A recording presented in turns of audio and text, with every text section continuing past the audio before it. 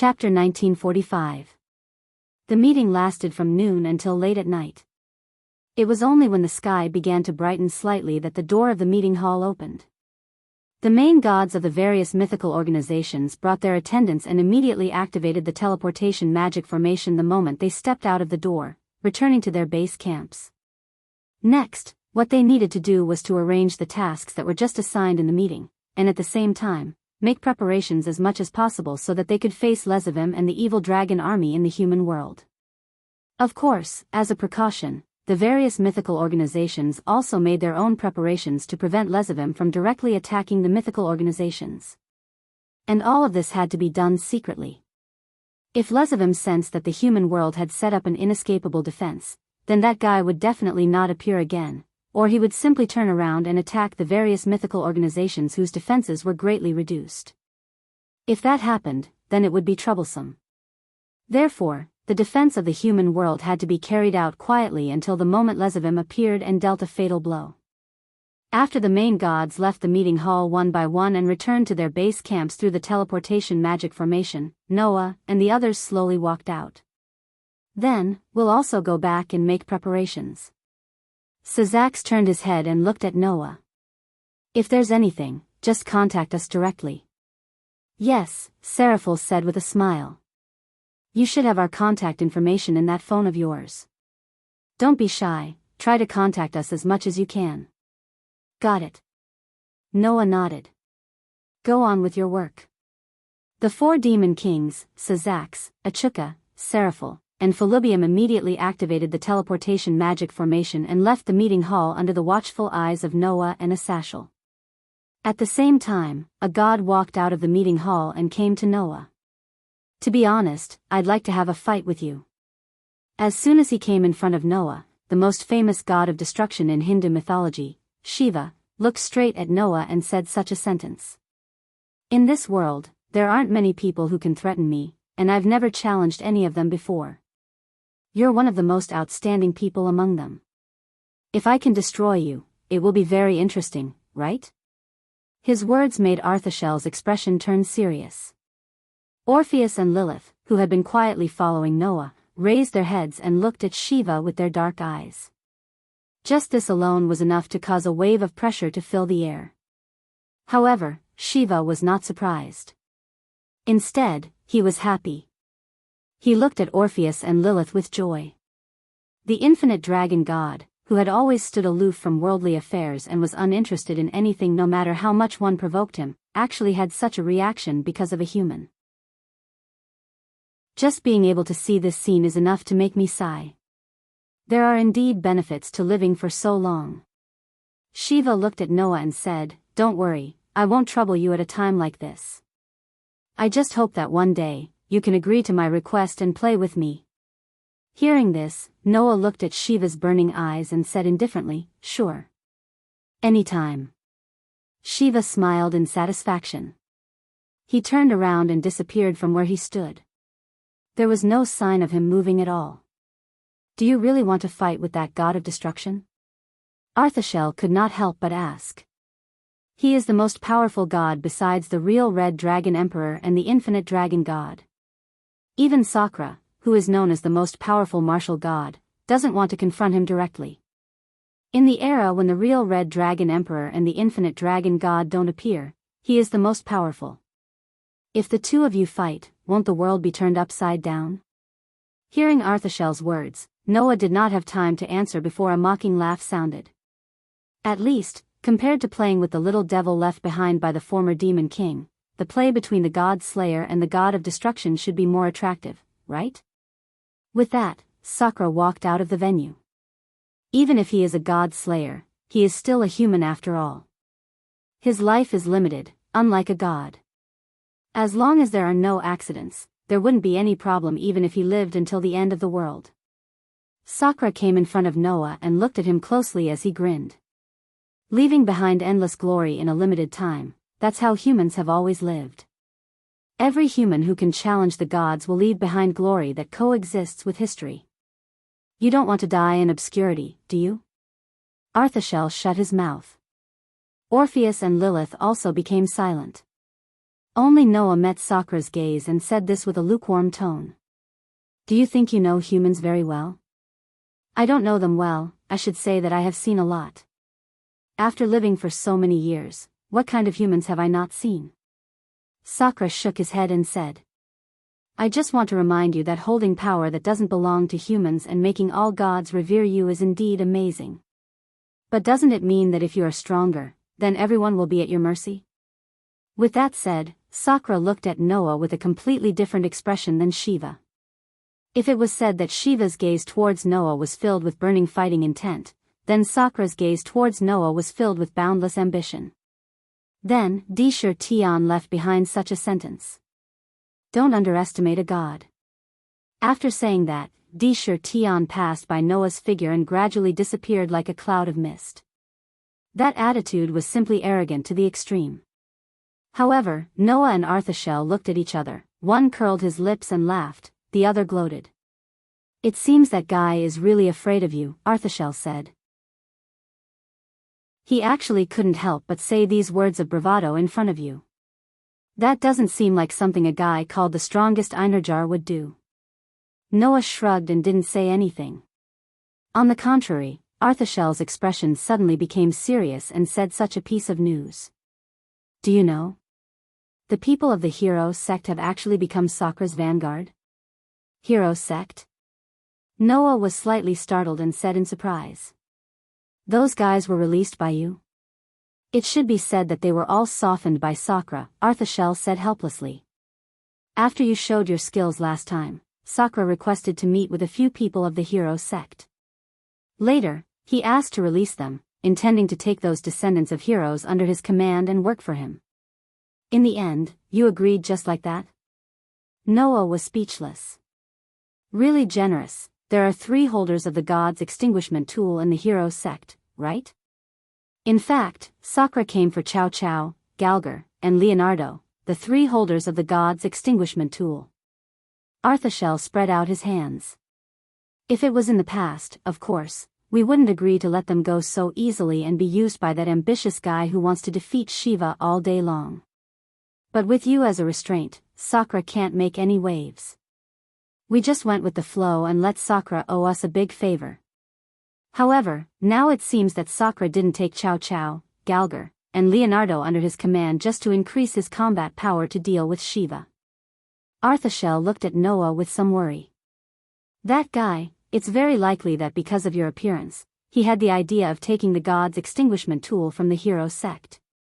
After all, the only weakness of Noah who could use another cosmology was humans. Only humans could defeat Noah. Sakra probably wanted to rely on Chow Chow, Galgar, and Leonardo to restrain Noah, right? In this regard, Noah's eyes flashed and the corner of his mouth rose. Chow Chow is indeed a talent. Even God and Demon King can't ignore him. But since he couldn't win against me before, it's impossible for him to win against me in the future. As for the other 2, it's not a big deal. Let Sakra torment them however he wants. With that, Noah waved at Arthashel and left the scene with Orpheus and Lilith. That kid. Arthashel shook his head, not knowing whether to laugh or cry, but the corner of his mouth rose. I hope Sakra has some self-awareness. Otherwise, provoking that monster will be the end of Mount Meru. Chapter 1946. After leaving the venue, Noah brought Orpheus and Lilith to the Jumanli's house. Only there could Noah use the teleportation magic circle that connected to the supernatural research department to return to the human world. Although the Jumanli family was currently dealing with the aftermath of the chaos in the demon realm and was temporarily not at the Jumanli's house, the magic circle was fixed and directly engraved in Lilith's room. Noah only needed to inject magic power into it to be able to use it. However, halfway through, Noah suddenly stopped. Orpheus and Lilith immediately stopped in their tracks as though they had sensed something. Noah looked up slightly and suddenly spoke. Orpheus, Lilith, go to the gift card first and find Aster and Athena to accompany you. I have something to deal with for the time being. After Asashel's transformation, the environment in the gift card had changed greatly. It was as if it was located in a resort, and there was almost everything that could be enjoyed. With Orpheus, Lilith, Aster, and Athena as companions, there was no need to be afraid of loneliness and boredom. Moreover, after Asashel's transformation, Noah did not need to take out the gift card at any time. Any existence that had a contract with Noah could return to the gift card that Noah had stored in his body at any time with just a thought. Therefore, Orpheus and Lilith both looked up and glanced at Noah. Orpheus said without rhyme or reason, "He's very tricky." "I know," Noah replied without looking back. "But I can handle it." Orpheus nodded, held Lilith's hand, and didn't say anything else. Immediately, the two dragon gods turned into a burst of light particles and disappeared into the air. Only Noah was left at the scene. No. There was another person. A black-robed young man who had appeared out of nowhere and was leaning against a rock.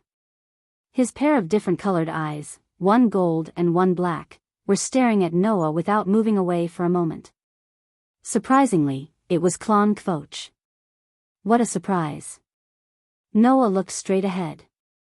"And here I thought that you would continue to train like before after leaving the disaster." "That's what I did," Crone Kovac said without hiding anything. "It's just that I won't stay in one place forever. Training is only one of my goals. I have another." "Purpose?" Noah narrowed his eyes. "Observation dragon?" "That's right." Clone Kovacs nodded. "Where there are dragons, there will be me." "That's just like you." Noah sounded like he had known Clone Kovac for a long time. "Then, did you come to the underworld because there are dragons here?" "There are many dragons who reincarnate as demons. There are even many dragons who reincarnate as demons and live in the underworld. The human world is no longer suitable for dragons to live in, so compared to the human world, the underworld is more attractive to me." Clone Kovac seemed to become talkative when it came to dragons. "In the past, I came to the underworld many times and saw many dragons here. Their way of life interested me, but I still don't understand what a dragon is." Saying this, Clone Kovac propped himself up and stopped leaning against the rock, facing Noah. "In the past, the two heavenly dragons were also my targets of observation," Clone Kovac said. "But they didn't care about me at all. They just kept fighting. Even after they were killed and their souls were sealed in the divine artifact, they kept fighting. I don't understand. As heavenly dragons, they are only second to the dragon god. Why do they keep fighting? Are they real dragons?" Clone Kovac seemed to be reminiscing about something as he kept talking. "It's not just the two heavenly dragons. Most of the other dragons like to fight, even I am no exception. Gods, humans, demons and other existences even call dragons the aggregation of power. Since that's the case, is displaying power the essence of a dragon? But if that's the case, why doesn't the dragon god Orpheus fight with anyone? Why does he only watch the development of the world quietly? Why does the real emperor god Crimson Dragon only want to fly in the dimensional gap?" Clone Kovac shook his head. As the top existences of the dragon tribe, the infinite dragon god and the emperor god Crimson Dragon are different from other dragons. They don't display their power at all. So, which one is the real dragon? At this point, Crone Kovac's tone became unprecedentedly persistent. "I want to know this. I want to know what a dragon is. For this, no matter how long it takes, I will continue to observe." "What is a dragon?" This was Clone Kovac's persistence. Getting the answer to this question could be said to be the meaning of Clone Kovac's long life. D. Tion was right about one thing. Human life is short. So, humans will pursue glory in their limited lives, hoping to leave behind traces to prove their existence after they die. Compared to humans, the lives of gods, demons, dragons and other existences were too long. If they were like humans and did everything they wanted to do in less than 100 years, then how would they live for thousands of years? By that time, wouldn't they be walking corpses? So, demons, angels, fallen angels and even Asura gods and Buddhas had their own persistence. That was the meaning of their survival. Leas wanted to become the king of the ranked game. Sang wanted to build a school that anyone could enter to teach the ranked game. Indra wanted to defeat Shiva. Shiva wanted to show all of the god of destruction. Even the 4 demon kings had the goal of changing the demons and making them prosper again. Asashal wanted world peace, and everyone's goal was very distant. And Clone Kuvak wanted to know what a dragon was. You have made a contract with the dragon god, right?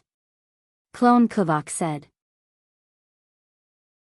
You can attract Orpheus and Lilith, and you are the red dragon emperor who is different from the previous generations. Can you show me the real dragon? Noah was silent. This question was simply unsolvable. In the eyes of 1,000 people, there were 1,000 Hamlets. In the eyes of different people, dragons were also different existences. Humans generally believed that demons were evil creatures. However, in reality, there were kind and gentle demons like Jumanli's kin, and there were also evil demons like Lezavim. Just like how there were good and evil humans, one could not directly give an absolute definition. It was the same for dragons. Because of this, even if Clone Kuvak had survived from the mythological era until now, he still couldn't find an answer. Under such circumstances, Noah suddenly opened his mouth. In the past, there was a time when I thought that humans were simply hopeless. They were a group of people who wore human skin on the surface, but hid darkness in their hearts. Noah's sudden words made Clone Kuvak stunned. However, Noah was already immersed in his memories. Recalling what he experienced in the world of Black Bullet, Noah let out a sigh. At that time, humans were facing a disaster, but in the face of the disaster, they showed an unimaginable ugly side. In order to survive, adults didn't hesitate to let a group of children die. Even before the disaster arrived, it was as if they gave up everything, burning, killing, robbing, and committing all kinds of evil. Noah slightly clenched his fist, his voice had a rare murderous aura and anger. At that time, I really thought that humans were simply hopeless. I even had the thought of personally wiping out all the humans in that world to prevent the ugliness of human nature from spreading. After saying this, Noah bitterly laughed. However, in the end, I still gave up and even saved those humans. Upon hearing this, Clone Kuvak asked almost instinctively. Why? Because, even if some people really deserved to die, there were still people who were worth saving. Noah suddenly smiled. Humans are such contradictory existences. I think dragons are the same. Therefore, I really can't answer your question. Clone Kuvak once again fell silent. After a while, Clone Kuvak raised his head and looked at Noah, saying, "You're right. Let's have a fight." Hearing this, Noah didn't hesitate this time.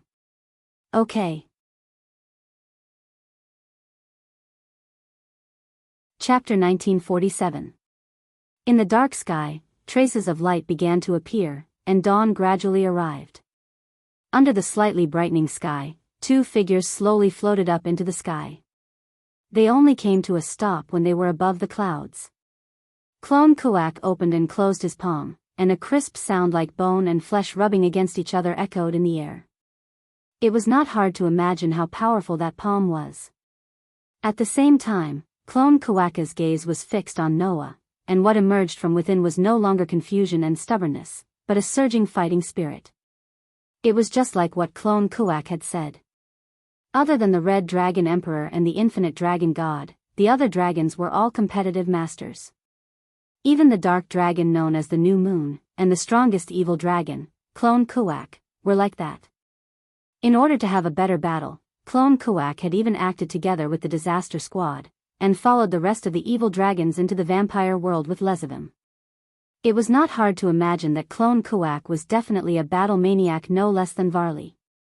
Therefore, almost at the same time when his fighting spirit was boiling, Clone Kuvak completely forgot his previous purpose. The reason why Clone Kuvak wanted to fight with Noah was to see what this unprecedented Red Dragon Emperor would show him, and to see if he could get some answers to the questions in his heart. However, as soon as the battle began, Clone Kuvak suddenly forgot his purpose, and wholeheartedly devoted himself to the battle. I have already fought with the White Dragon Emperor of the 2 heavenly dragons. Clone Kuvak's voice rang out. This time, let me see what you, the Red Dragon Emperor of the two heavenly dragons, will show me. As soon as his voice fell. Clang! A burst of thick black light burst out from Clone Kawaka's body, and instantly covered his entire body. In the dense light, the black robe on Clone Kawaka's body directly exploded, and his body suddenly expanded. At a speed visible to the naked eye, he rapidly grew stronger. Not long after, a huge dragon with a pitch-black luster appeared in the air amidst the thick, pitch-black light. It stared at Noah with a pair of different-colored eyes, one gold and one black. The ferocious dragon suddenly raised its head. Roar, roar, roar, roar. A storm-like roar reverberated from the pitch-black evil dragon's mouth, and turned into rolling sound waves that blew in all directions. Noah's robe flapped by the storm-like sound waves, but his body was as steady as a mountain. He looked at Clone Kawak, who had turned into a huge black dragon, and said softly, "Are you going to use your full strength from the start?" Not sure if it heard Noah's whisper, Clone Kawak, who let out a violent roar, grinned sinisterly and said so. "After all, we've already greeted each other last time." "That's true." Noah suddenly smiled. "If that's the case, then I'll also be serious from the start." After saying that, Noah raised one of his arms. Red Dragon Emperor's boosted gear.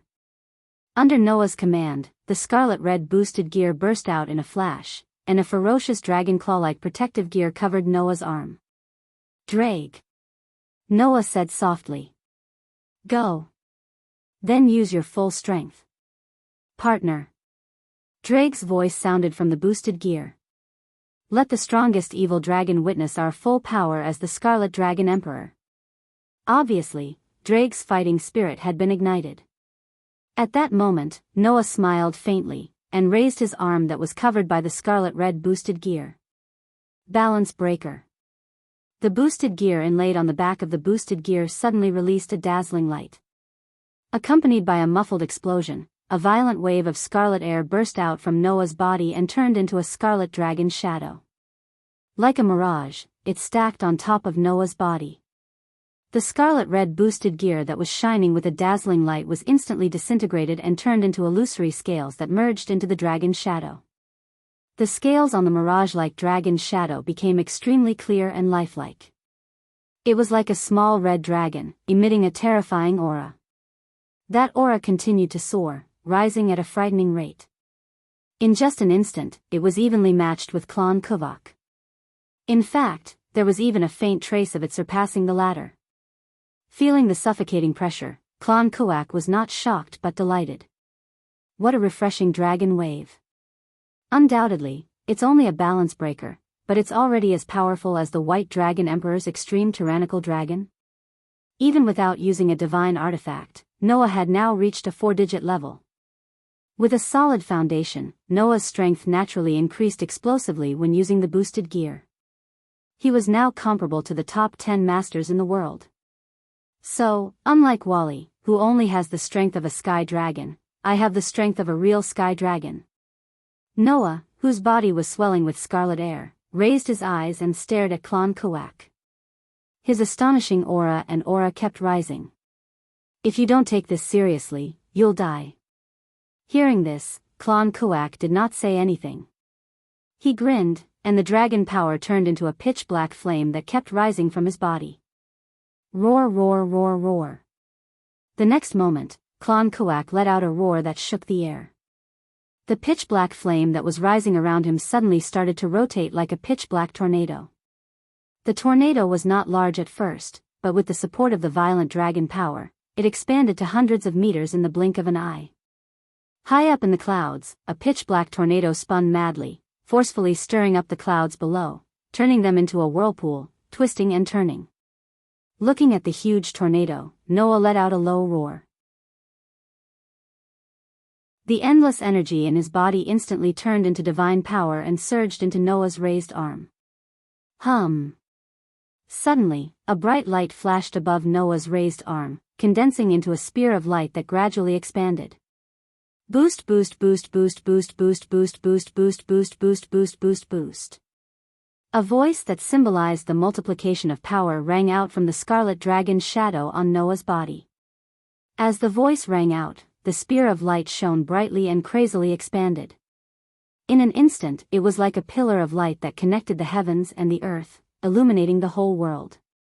Immediately, as if their hearts were connected, Noah and Clon Kuak moved at the same time. Hum! The huge pitch-black tornado, with an ear-piercing buzzing sound, swept toward Noah crazily.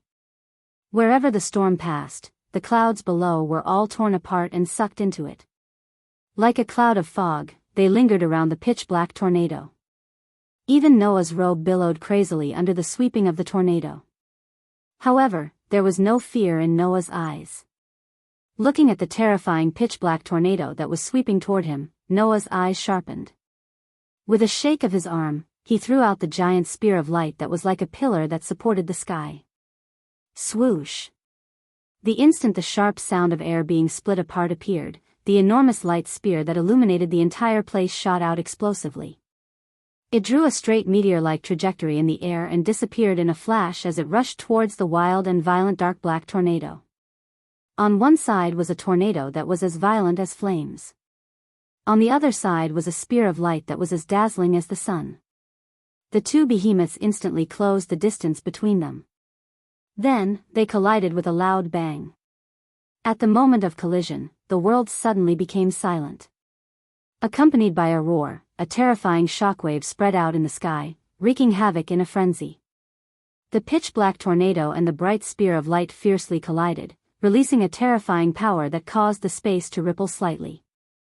Then, the tornado and the spear of light bloomed with a dazzling light and exploded with a loud bang.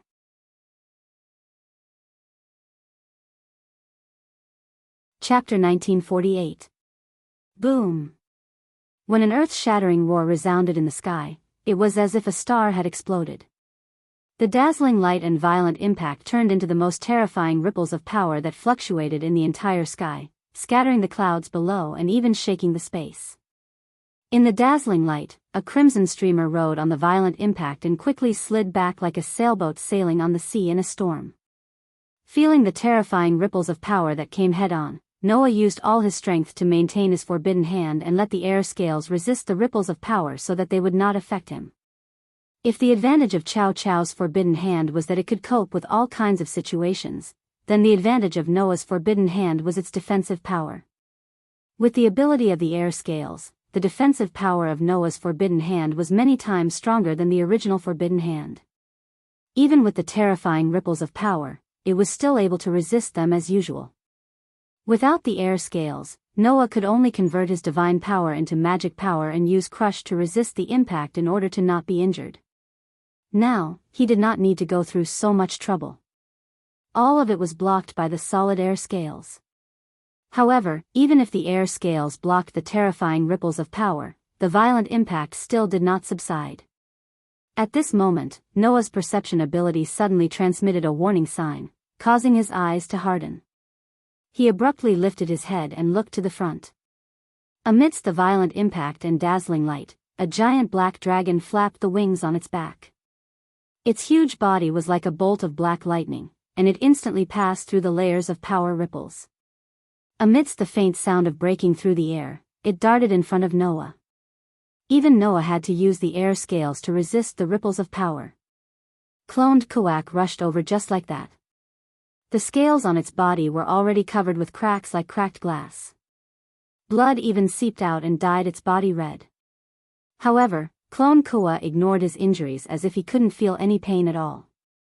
He rushed to Noah's front and stared at Noah with a pair of eyes, one gold and one black. His eyes were filled with cold killing intent. Immediately after, Clone Kua raised his hand, and a sharp dragon claw swept out, bringing with it a whistling wind. It fluctuated with a rich black dragon power, and like a cold blade light, it slashed across. Clang!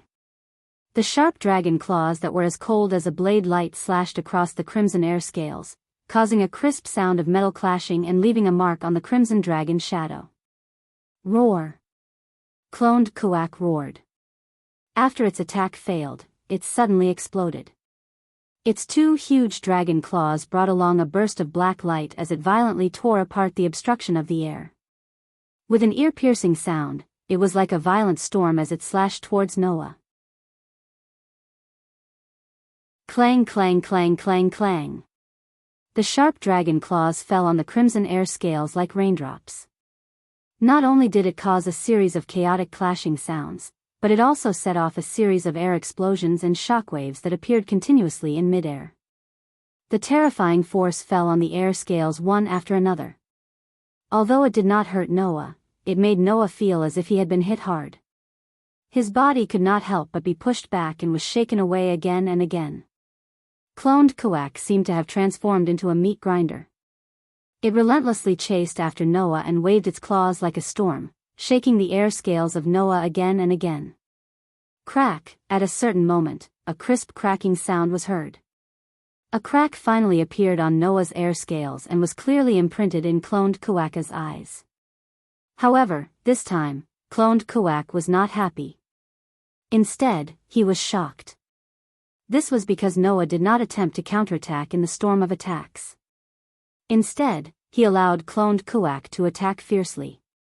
His pitch-black eyes were fixed on a scale below Cloned Kuwak's neck. Under the impact of the energy ripples just now, Cloned Kuwak's dragon scales were almost all cracked. Only that dragon scale was intact and its color was deeper than the rest. At this moment, Noah allowed Cloned Kuwak to attack fiercely. His eyes were fixed on that dragon scale. Divine power surged in his hands and a dazzling light condensed within it. Cloned Kuwak knew that Noah could use a power similar to the light power of angels and fallen angels. And that power was now frantically condensing. His target was the only unbroken dragon scale of Cloned Kuwak. Cloned Kuwak understood. His weakness had been seen through. Just like how snakes had a weakness of 7 inches, dragons, which were closely related to snakes, also had a weakness to a certain extent. In Cloned Kuwak's case, that was the dragon scale.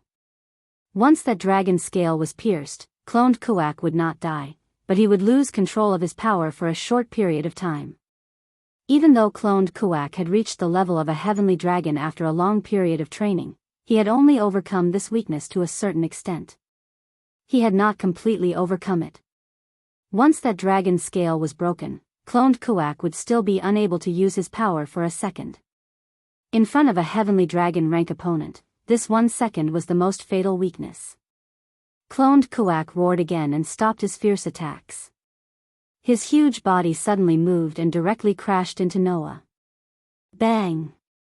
Amidst the muffled sounds, the violent force suddenly sent Noah flying backward. Due to the friction with the air, he was forced to retreat a distance of several hundred meters. Beautiful!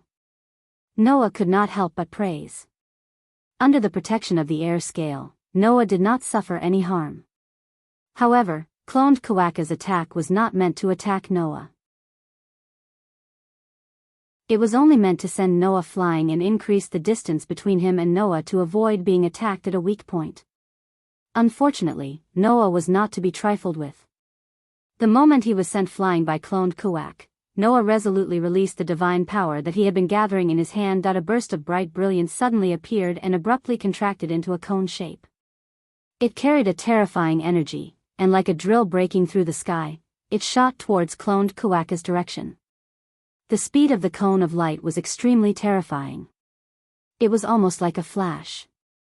In just a flash, it was already not far from Kuwa's body. Moreover, it was spinning at an extremely fast speed. With a terrifying penetrative force, it directly hit the undamaged dragon scales below Kuwa's neck. It's not that easy. Cloned Kuwak growled.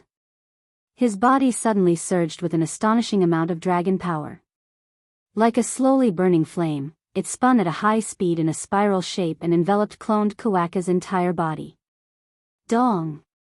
The crazily spinning light cone fell directly on the flaming vortex-like dragon power and heavily collided with each other, causing a deafening collision sound to reverberate. In the end, under the resistance of the flaming vortex-like dragon power, the light cone was actually blocked and was in a deadlock. Gee! The sharp light cone spun crazily and crazily collided with the pitch-black flaming vortex, causing an ear-piercing sound that was like glass being scraped continuously, piercing one's eardrums. Roar, roar, roar, roar. Cloned Kawak roared towards the sky, causing the dragon power in his body to expand to the maximum limit, directly covering the dazzling light cone. Under the suppression of the pitch-black flame-like dragon power, the light cone finally trembled abruptly, dimmed little by little, and finally was gradually annihilated. However, before Cloned Kawak could heave a sigh of relief, a chain of light suddenly swept over. Before Cloned Kawak could react, it wrapped around his body and tightly bound him within. Then, the chain of light tightened fiercely and directly pulled Cloned Kawak, who was caught off guard, forward. There, Noah tightly held the chain of light in one hand and tightly clenched his other hand into a fist. The crimson air waves on his body surged violently. Boost, boost, boost, boost, boost, boost. The chaotic voice reverberated in the air. Noah's tightly clenched fist fiercely punched out, completely disrupting the atmosphere.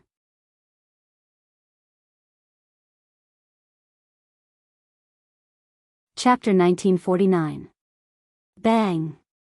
Accompanied by a heavy thunder-like muffled sound, a huge black dragon in the sky immediately turned into a falling meteor. Like a meteor, it streaked across the sky and directly hit the ground. Dong! The moment the giant black dragon smashed into the ground, the entire ground seemed to be shaken. It trembled a few times, raising a thick cloud of dust and setting off a powerful gale. It swept across like a typhoon, instantly covering an area of thousands of meters. As for the spot where the collision occurred, the ground directly caved in, as if it had really been hit by a meteorite. It suddenly collapsed, stirring up pieces of rubble, causing a huge crater to appear on the ground. This huge commotion even alarmed the demons in the nearby cities, and they were all in an uproar. The underworld would not cause earthquakes or natural disasters. After all, after reaching the level of the highest demons, their own strength could already be considered natural disasters. Therefore, this huge commotion immediately attracted the attention of all the alarmed evil demons. Most likely, there were two rather terrifying powerhouses fighting nearby, which was why the commotion was so intense. Therefore, in each city, the demons began to consider whether or not to contact the enforcers. At the same time, in that huge crater, the giant black dragon, whose scales were cracked, struggled to stand up from the ground. Large amounts of blood continuously flowed out of his ferocious dragon mouth. It was obvious that he had suffered an unimaginable injury. At least, Cloned Kawak felt as if there was lava flowing in his body. It was as if his internal organs were being burned, sending a shocking pain. That intense pain made Cloned Kawak's head feel as if it was being scalded. He became muddled and couldn't stop coughing out mouthfuls of blood. How could this be? Cloned Kawak muttered to himself in disbelief as he coughed out blood. Just one punch and I'm injured to this extent? Although Cloned Kawak's scales weren't as tough as Glendale's, it wasn't something that could be broken by just anyone.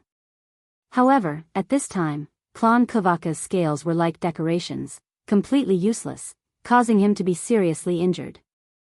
In this situation, Cloned Kawak could only think of one possibility.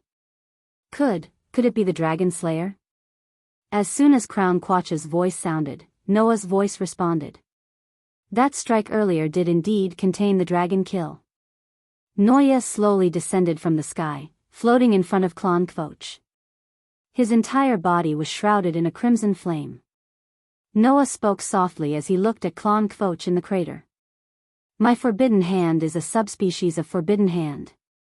Other than the original Forbidden Hand ability of the Red Dragon Emperor, it also has an extremely powerful defensive power and dragon kill power. The reason why Noah's Forbidden Hand was a subspecies of Forbidden Hand was because the artificial artifact recreated the state when the artifact fused with the embodiment of authority. After fusing with the divine artifact, Noah's Dragon Emperor avatar had 5 effects. 1. It could transform the body into a dragon's physique, possessing strength comparable to that of a giant dragon. 2. It could possess the dragon kill power that was highly lethal to dragon-type creatures. 3. it could obtain astonishing defensive power, comparable to the immortal body.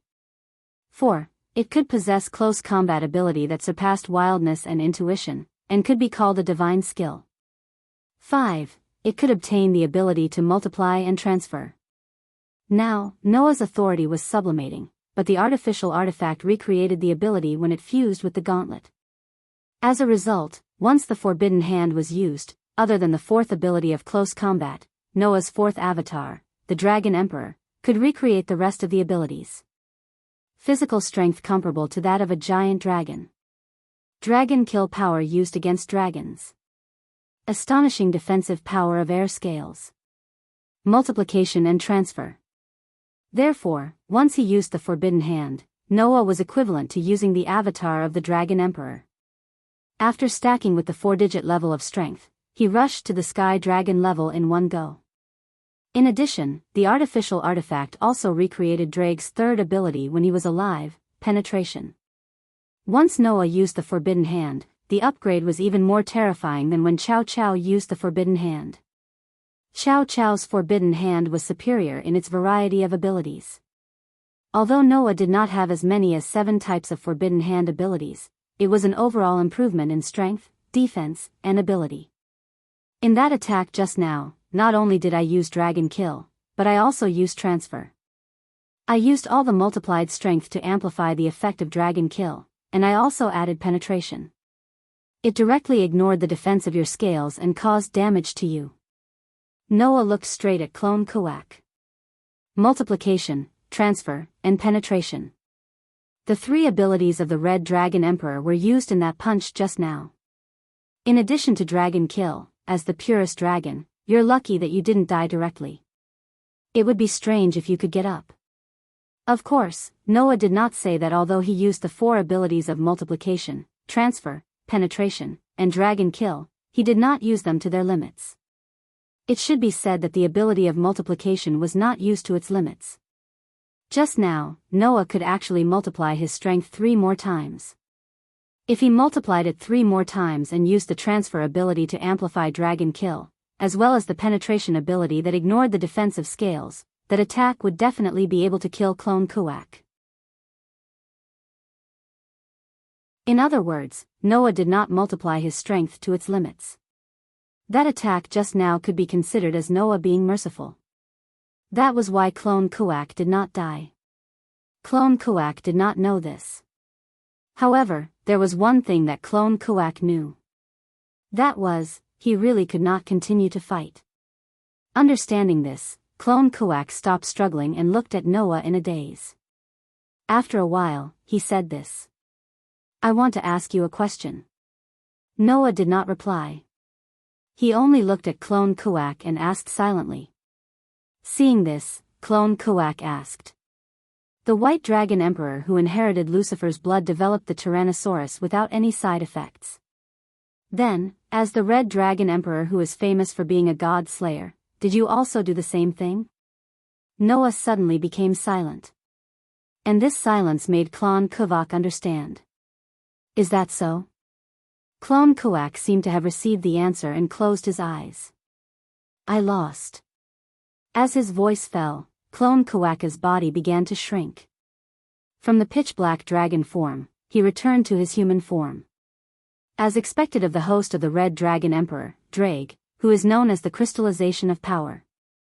Clone Kuwak said without any regret. You've shown me the might of a heavenly dragon, Yi Zichen said with a smile. Actually, Clone Kuwak knew this. Noah's strongest weapon was not the divine weapon, but the power that everyone knew was unique to the god slayer, the simulated star atlas, another cosmology. Clone Kuwak was not a human, but a dragon. If Noah used the simulated star atlas, another cosmology, he would be able to easily defeat Clone Kuwak. However, Clone Kuwak wanted to see the power of the Red Dragon Emperor, not the power of the god slayer. Noah clearly understood this, so he used the best method to respond to Clone Kuwak. Unfortunately, I did not get the answer. Clone Kuwak looked at the sky. What exactly is a dragon? Hearing that, Noah slowly landed in front of Clone Kuwak. He looked at the strongest evil dragon lying in front of him and said calmly. If you don't understand, then just keep thinking. Keep thinking? Clone Kuak repeated Noah's words. Yes, keep thinking. Noah smiled. After all, this is the biggest thing in your life. If you get the answer so easily, wouldn't it be boring? Crown Kua was stunned for a moment, then he suddenly smiled. Yes. Clone Kuak smiled. That's true. After that, Clone Kuak ignored the pain in his body and forced himself to stand up. Being able to stand up after just a short rest, although this guy had a different kind of stubbornness compared to the other dragons, he was still an evil dragon. Looking at Clone Kuak like this, Noah suddenly felt that although this guy was an evil dragon, he was very much to his liking. Therefore, Noah spoke almost instinctively. Hey, do you want to come to our side? The sudden words made Clone Kuak stunned on the spot.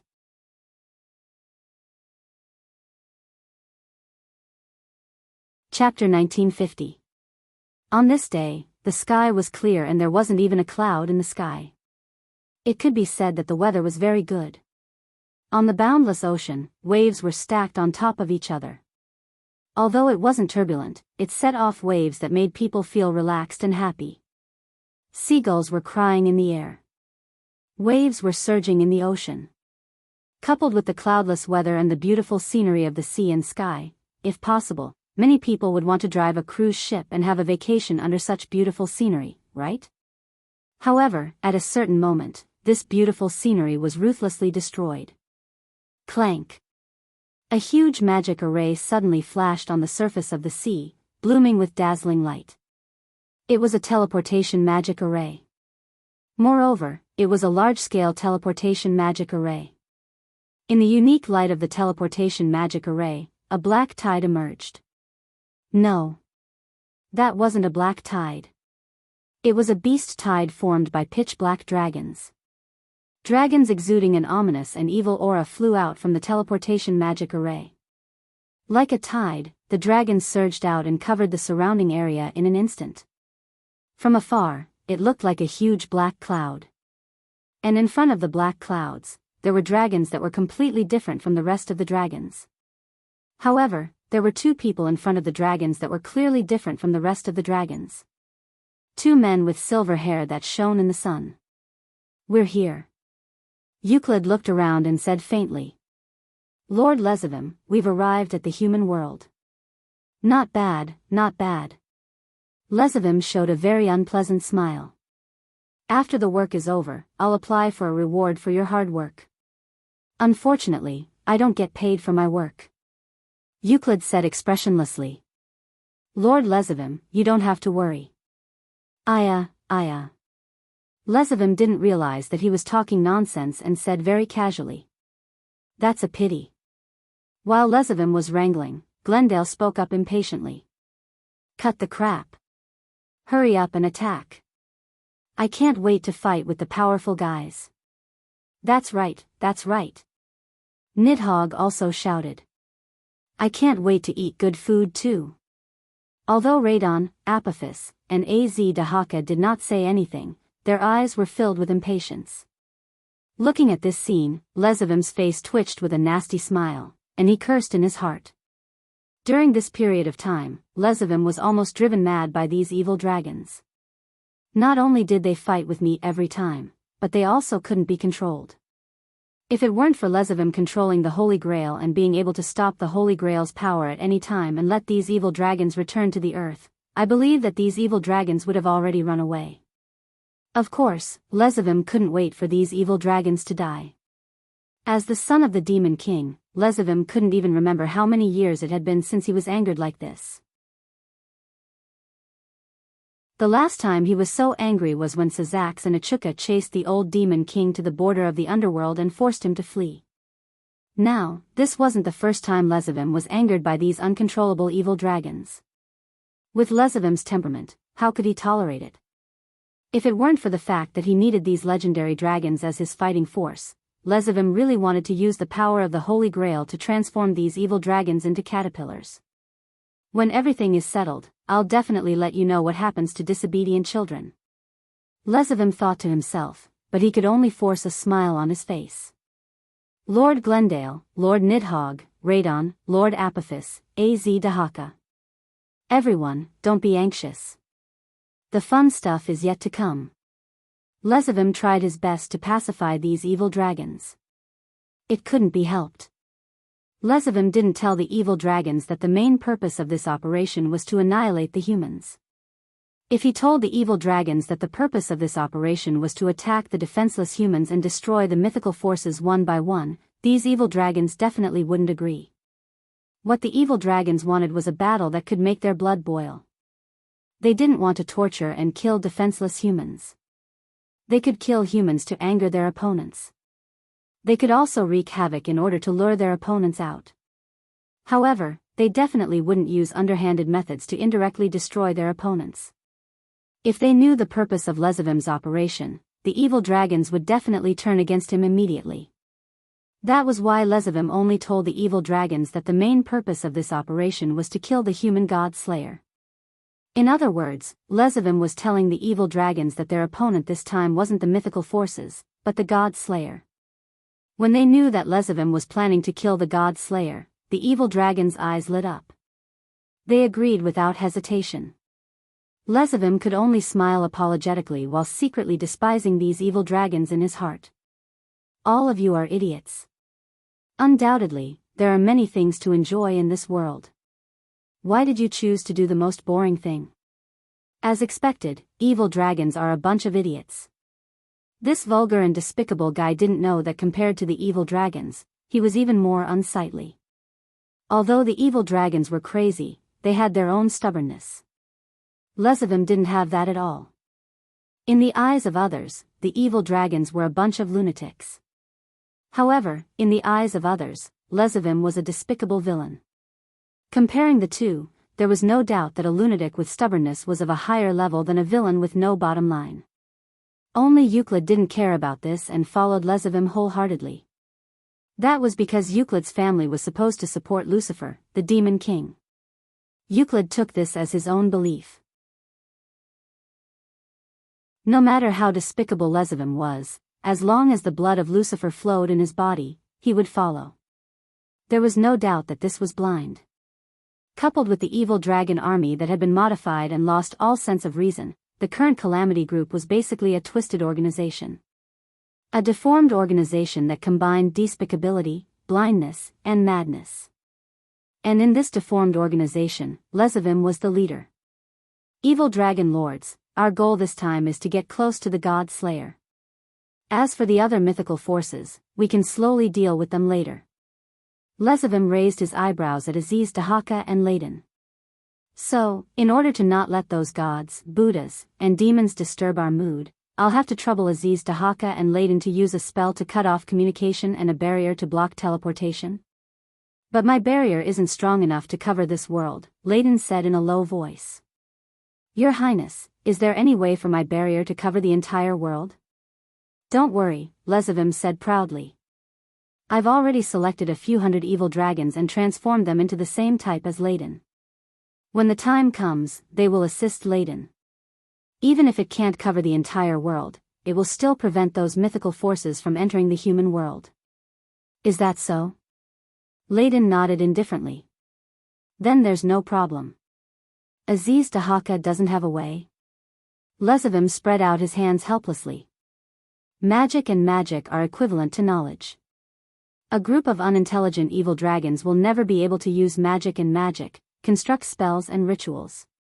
It's almost impossible to create an evil dragon similar to Azrael Dahakajan. I don't need any fake evil dragons. Aziz Dahaka snorted. It's just a spell to cut off communication. I alone am enough. Enough. Enough, enough. Aziz Dahaka's other two heads echoed as if they were performing a crosstalk. It looked a little funny, but in fact, it gave people a creepy feeling. Very good. Lezavim smiled cheerfully. Then, let's start attacking the cute humans. However, just as he finished speaking, a strange phenomenon occurred. Clang. With a flash of light, a huge teleportation magic array suddenly formed on the sea surface and in midair. In an instant, it covered the entire evil dragon army. The smile on Lezivim's face froze.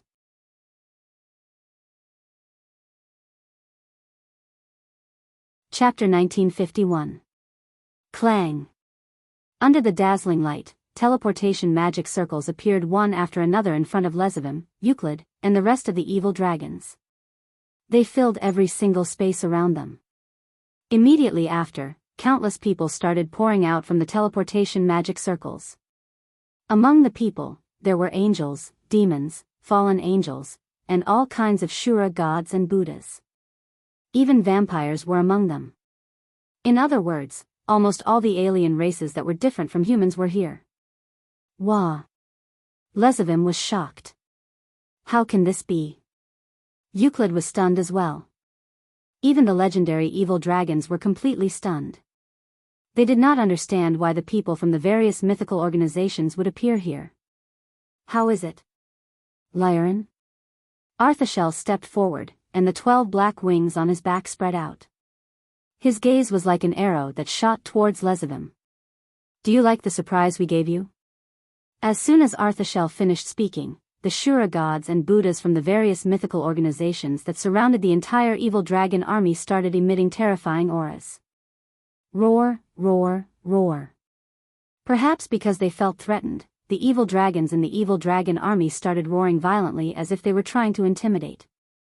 The deafening dragon roars resounded throughout the sky above the ocean, and a dangerous atmosphere started spreading in the surroundings. The legendary evil dragons who had regained their senses looked at the Azura gods and Buddhas of the various mythical organizations surrounding them and started laughing. Ha ha ha ha.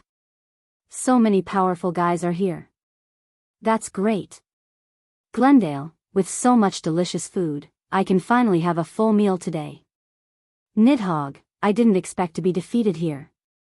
Radon, isn't this interesting? Azzy Dahaka, interesting. Apophis, for these legendary evil dragons who were eager to fight, this situation did not scare them. Instead, they became excited. Roar, roar, roar. The mass-produced evil dragons also seemed to have been affected by their original form. Their roars became even more violent, and the murderous intent in their eyes almost reached its peak. The dragon wings on their backs flapped as they became restless. Unfortunately, Lezivim wasn't in such a good mood. Don't move. Both of you are passive. Lezivim roared, glaring angrily at Asa Shurs. Damn it. Why are you guys here? Is there a need to ask this question? Asashel mocked. Of course it's because your little trick has been seen through, Lylin. As expected, it's just as Noah said. You're just a mediocre character.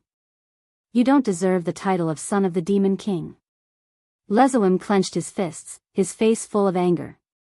He was shocked because his actions and thoughts had been completely seen through.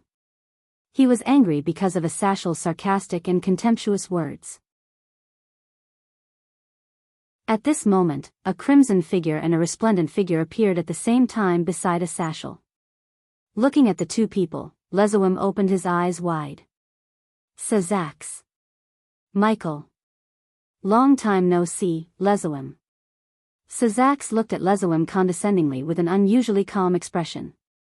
I never thought that we would meet again in such a manner. You must pay for what you've done. Michael's face was completely indifferent, and his eyes were full of coldness as he looked at Lezivim. The debt between the heavens and the underworld shall be settled once and for all. Settled? Do you think you can defeat me like this? Let me tell you. Dream on. Lezivim was so angry that he laughed. Indeed, I didn't expect you to see through my actions, but so what? I have the evil dragon army that can challenge all the mythical factions. Plus, with the Holy Grail's transformation, you can't stop me.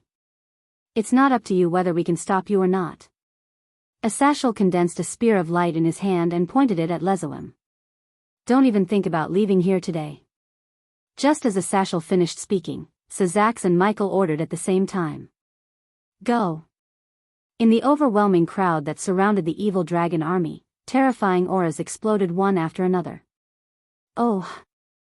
Demons, angels, fallen angels, vampires, Shura gods, and Buddhas burst out with shocking roars, carrying an aura that humans could not possess as they rushed out like a storm. Almost at the same time, Lezawim gave the same order. Kill. It was a simple word, but it made the evil dragons behind him go berserk. Roar, roar, roar, roar. The densely packed evil dragon army roared together, shaking the air. The evil and ominous aura on their bodies skyrocketed, and with an incomprehensible madness, they charged forward without showing any signs of weakness. On one side was the mythical faction formed by various mythical factions. On the other side was the evil dragon faction formed by densely packed evil dragons. The creatures from the two factions were like two monstrous waves that crashed into each other. Kaboom! For a moment, the entire world rumbled, causing the ocean below to fluctuate violently. On the other hand, the people from the myth faction and the evil dragon faction engaged in the most intense battle, turning the entire area into a battlefield. The mythical faction included demons, angels, fallen angels, vampires, and even various Shura gods and Buddhas. They gathered almost all the otherworldly races from all over the world. These otherworldly races all had their own mysteries. Demons used magic power. Angels and fallen angels used light power. Vampires used the power of mist and darkness. All sorts of Shura gods and Buddhas also burst out with shocking power, and engaged in the most intense battle with the evil dragon faction. Compared to the mythical faction, the evil dragon faction also had many tricks up their sleeves. Although they were all mass-produced evil dragons transformed from the Holy Grail, after a period of research, Lezawim had already used the Holy Grail to create 3 replicas of the legendary dragons, Glendale, Radon, and Nidhogg. Although these replicas were not as powerful as the original and had the power of a dragon king, demon king, their own performance and abilities were definitely comparable to superior demons, and were even stronger than the younger generation like Lyath and Canna. As a result, the evil dragon faction actually managed to hold off the myth faction for a while. Both sides fought back and forth, causing waves of blood, severed limbs, and even corpses to fall from the sky and sink into the sea. The sea was gradually dyed red. The bloody stench that even normal people could smell made the blood of the legendary level evil dragons boil. Good. Good. Let's fight. Let's fight. Glendale. Even if they're corpses, they're not fresh, but they're all my food, my food. Nidhogg. How many years has it been since I was this excited? Radon. Aren't you quite capable? Azdahaka. It's been a long time since I've seen you, and I can't wait. Apophis, the evil dragon's heartless words almost infuriated Lezawim. Why are they still making sarcastic remarks at a time like this? Bastards. Lezawim's eyes turned red. If that's the case, I'll play with you until the end. However, Lezawim's words attracted a few voices. It will be dangerous if you guys are allowed to cause trouble on the battlefield. Therefore, you should go find your opponents. Following that sentence, 4 figures appeared around Lezawim, Euclid, and the legendary level evil dragons. Sazax. Achuka. Seraphil. Felubium. They were the 4 demon kings.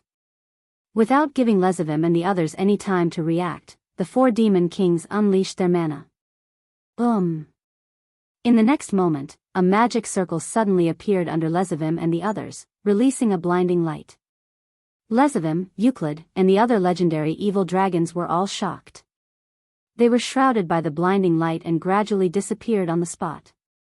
Only the dense evil dragon army was left, madly attacking the mythical factions.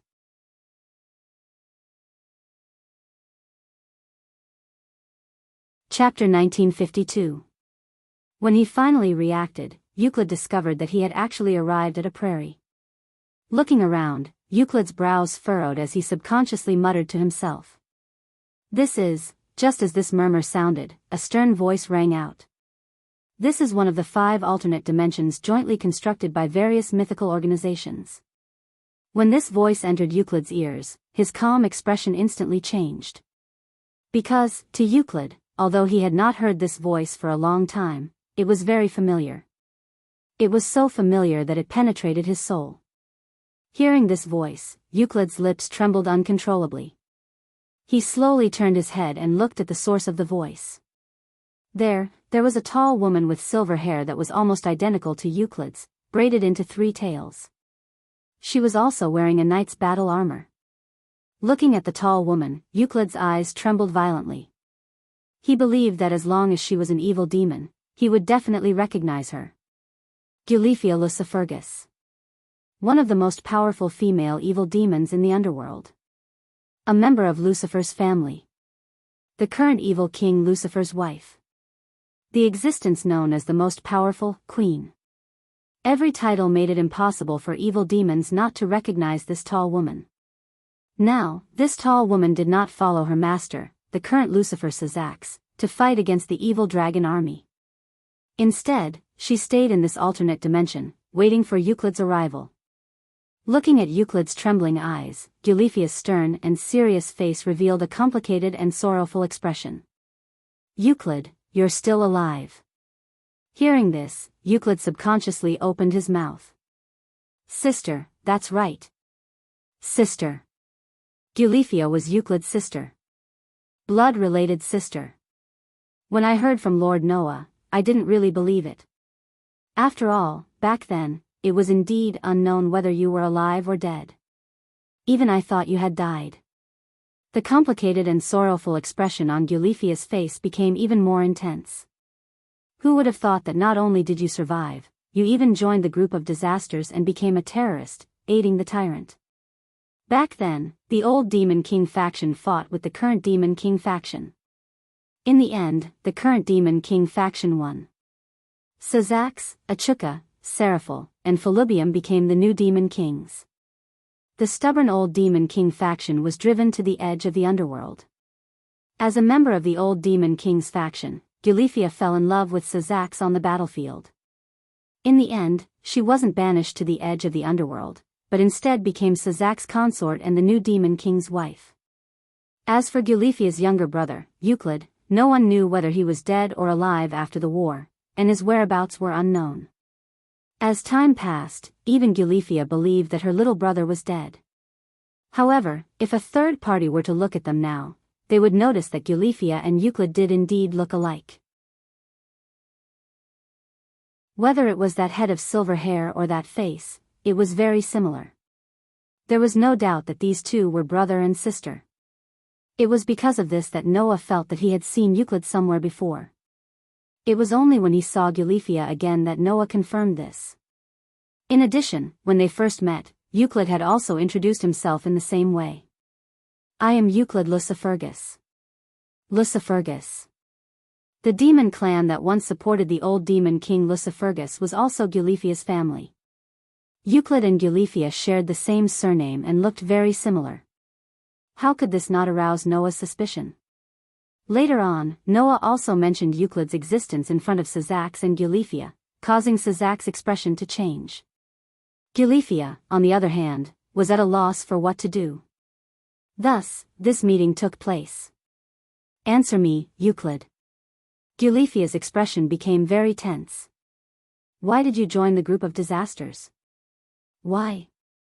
Euclid's expression returned to normal, and he laughed mockingly.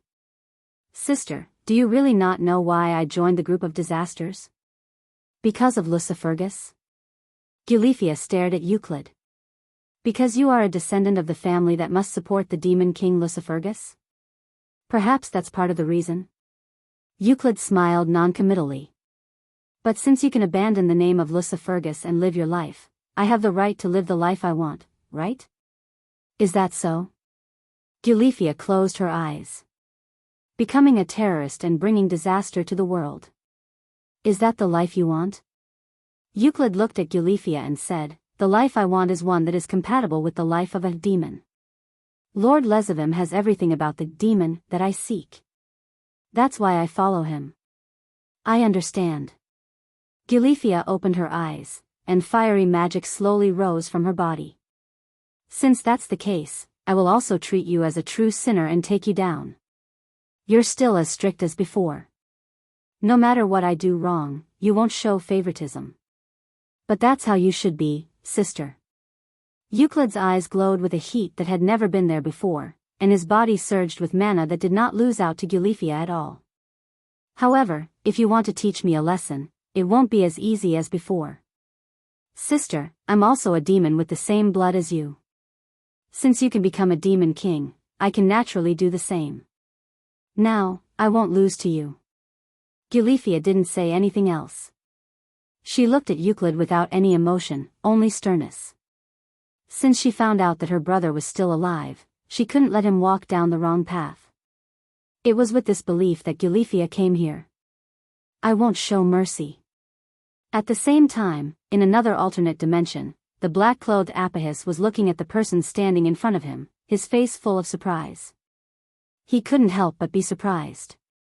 This was because the person standing in front of Apahis was no stranger to him. He was wearing the same black clothes as Apophis. He had the same human form as Apophis. He had the same evil aura as Apophis.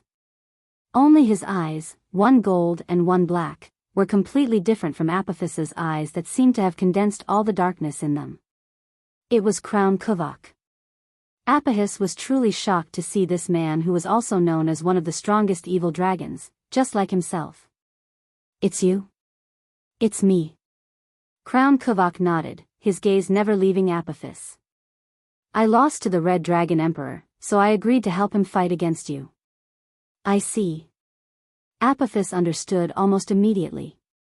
You sent us, who are the main forces, to different spaces, and used forces of equal strength to defeat us one by one, or at least delay us.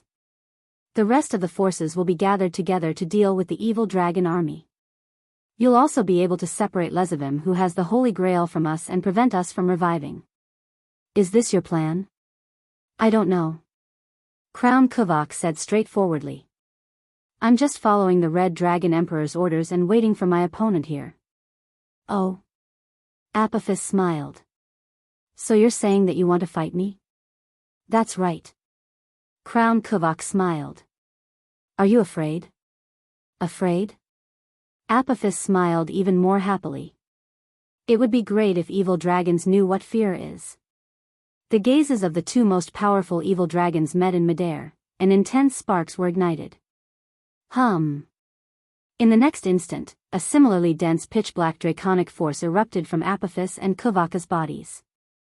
Roar, roar, roar, roar. Two dragon roars rang out, and two giant dragons with the same black luster appeared in this space. The only difference was their appearance. Crown Kuvok was a typical Western giant dragon. Apophis, on the other hand, was in the form of a dragon snake like an Eastern dragon. Roar, roar, roar, roar, roar. The two completely different evil dragons with the same powerful aura roared at the sky, and the sound waves shook the air. Then, the two sides suddenly moved and collided violently.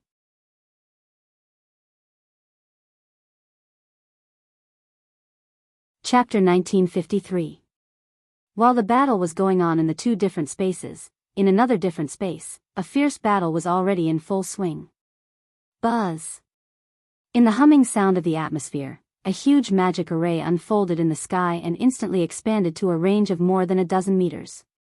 In the huge magic array, bolts of lightning formed by magic power fell like raindrops, directly shrouding the ground. There, Lezavim's face was gloomy as he looked at the lightning bolts falling from the sky. He didn't even try to dodge or defend himself, he just raised his hand towards the sky. An inexplicable fluctuation reverberated from Lezavim's raised hand, like a protective shield, it protected Lezavim within. The numerous lightning bolts that descended from the sky came into contact with the ripple that could not be seen with the naked eye. Immediately, they slowly disappeared into the air, not leaving behind even the slightest trace. Lezavim's face didn't look any better after easily dissolving the surging magic power attack. He was still extremely gloomy. Lezavim raised his eyes and looked at the sky. He saw the figure almost immediately. The figure was wearing a pure white comet-like armor and had a pair of blue light wings on his back. He looked like a small white dragon. Yo, little Wally. Lezavim's face was gloomy, but his tone was extremely nasty. My grandson, we haven't seen each other for so long. Is this how you greet your grandpa? Lezivim. Wally's tone was full of anger and indifference. I finally got the chance to destroy you. Destroy me? Lezivim grinned, raised a finger, and shook it arrogantly and contemptuously. No, Wally, you should know that, right? You can't defeat me with your words. Whether I can do it or not, it's not with words, but with actions. Wally said in an unprecedentedly cold tone. Don't worry, I will kill you before the others defeat the evil dragon. Wally's words poked at Lezivim's sore spot. After being teleported to another dimension, Lezivim realized that he was in trouble. Using the power of the Holy Grail, Lezivim had indeed resurrected legendary evil dragons and even transformed them into mass-produced evil dragons, forming an army that could threaten all mythical forces. However, Lezivim knew that this threat was only on the surface. That was because, other than the legendary evil dragons, the mass-produced evil dragons were all irrational and only had crazy battle instincts. Under such circumstances, even if their strength was equal, one side was a resourceful army, and the other side was a group of dragons that were worse than beasts. It was obvious who would win and who would win. Although the legendary-level evil dragons weren't completely irrational, they were all idiots with inexplicable stubbornness. They wouldn't listen to orders at all, so it wasn't strange for them to be defeated at any time. That was why the true terror of the evil dragon army was that they had the Holy Grail as their backup. They could continuously revive. Even if they were defeated, they could be resurrected to continue fighting. That was the terrifying part of the evil dragon army. As long as they had this advantage, even if the evil dragons were all irrational beasts, they could still be a terrifying threat. However, what Lezivim understood was also understood by others. For this, the allied forces of various mythical forces had already planned. Even if they couldn't take the Holy Grail away, they had to teleport Lezivim and Euclid, who might be in possession of the Holy Grail, into another dimension to isolate them and eliminate the threat of the Holy Grail.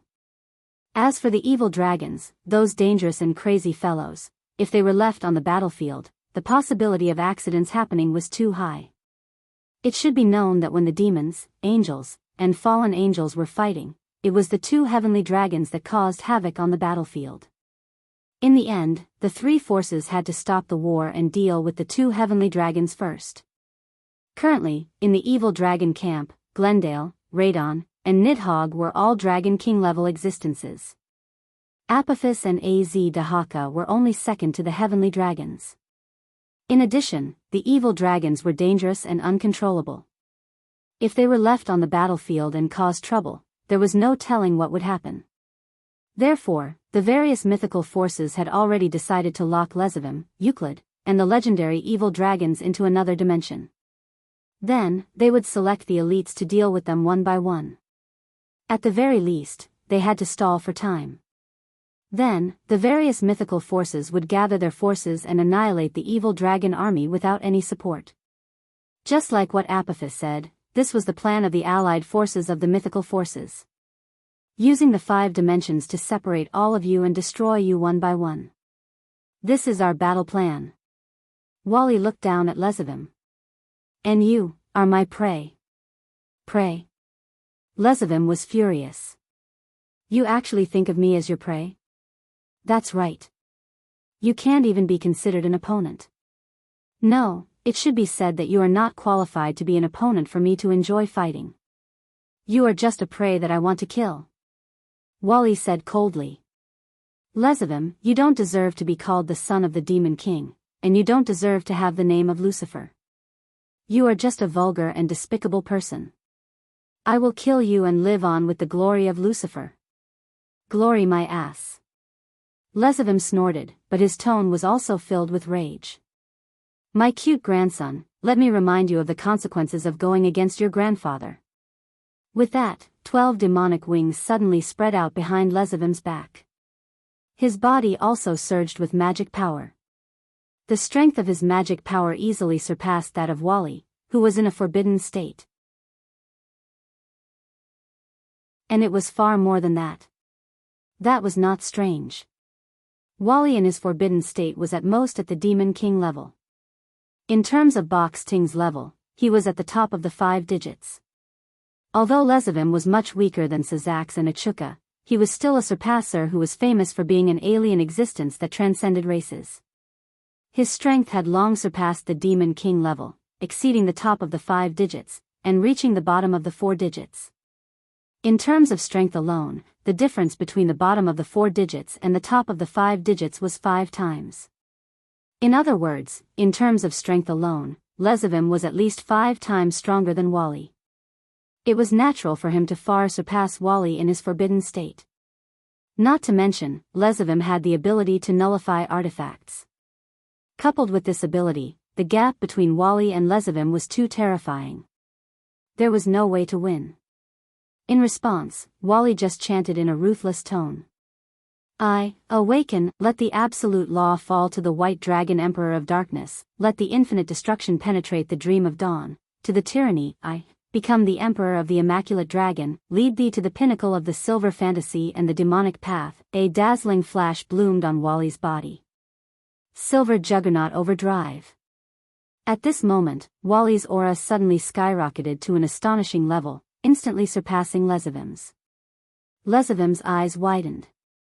When the dazzling light dimmed, Wally, who had transformed into the Juggernaut Overdrive, with silver armor and terrifying power fluctuations all over his body, appeared in Lezivim's eyes. Lezivim. Wally seemed to want to vent all the anger and resentment in his heart as he growled. You will become history here. Oh. They're fighting. They're fighting. They're fighting. In another alternate space, AZ Dahaka, who had been teleported in, immediately used the projection spell as he watched the fierce battle between Wally and Lezivim. His tone was extremely happy.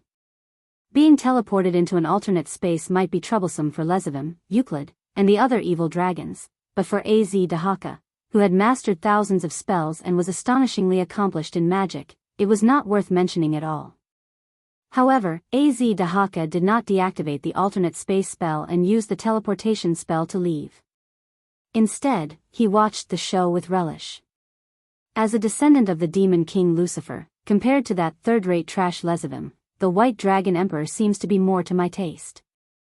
I really want to fight the White Dragon Emperor. I really want to fight Lucifer. The 3 heads stared at the image in the projection, as if they were conversing with each other, speaking to each other. However, not long after, AZ Dahaka put away the spell. All 3 of his heads turned in one direction and laughed out loud. But compared to the White Dragon Emperor, I'd rather fight with you. I've really hit the jackpot, ha ha ha ha. While AZ Dahaka was laughing, a figure slowly walked over. Looking at the laughing 3-headed evil dragon, the figure of the ancient demon king who called himself the absolute evil gradually became clearer in his mind. Noah walked forward step by step as he watched the approaching 3-headed evil dragon. A terrifying look flashed in his dark eyes. Let me see if you can be like the demon king I once saw, and show the courage to subdue the heavens and earth.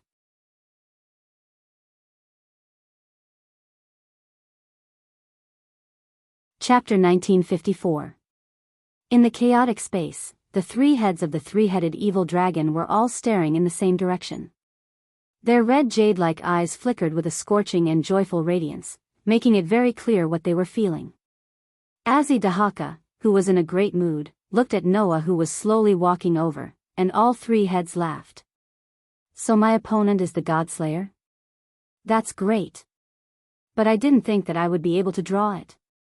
Listening to AZ Dahaka's 3 heads' playful words, Noah stopped and said faintly. After all, you are the only one who won't be trapped in this alternate space. With your magical attainments, it would only take an instant for you to come up with a spell to escape from this alternate space. For this reason, I naturally had to prepare a foolproof opponent to deal with you. With that, Noah changed the topic. However, even without this factor, I still want to deal with you alone. Oh. AZ Dahaka grinned. You want to fight me too? I want to ask you a question. Noah looked at AZ Dahaka and asked. Why are you evil? Everyone suddenly fell silent. AZ Dahaka's mischievous smile froze for a moment before it returned to normal. All 3 heads spoke at the same time. And here I thought you were going to ask me a question. It's a little boring. Do you want me to answer you? Noah ignored Az Dahaka's playful laughter and cast his gaze directly on him. Under such circumstances, Az Dahaka's smile did not diminish, but his tone became indifferent. Then, Az Dahaka said this. If that's the case, then let me ask you. In your opinion, what exactly is evil? I don't know. Noah's answer was very straightforward. I have seen too many evil people, but their evil is different. Is there really an answer to this question? What? Don't you know it very well? Az Dahaka pursed his lips. But I want to tell you that in your opinion, what you have seen before is evil, but in the eyes of others, it might not be so. What? Noah was slightly taken aback. You see, doesn't everyone have their own standards of value? Az Dahaka spoke with assurance. Children think that people who steal their toys are evil. Adults think that people who steal their money are evil. Men think that women who are shrewish are evil. Women think that men who cheat are evil. The so-called evil is simply something that other people put on them. If you say it yourself, is there any meaning? If I tell you now that I'm actually a good person, you won't believe me, right? Az Dahaka snorted. Az Dahaka's SS, I am an evil person, but I don't care. I just want to fight with powerful people.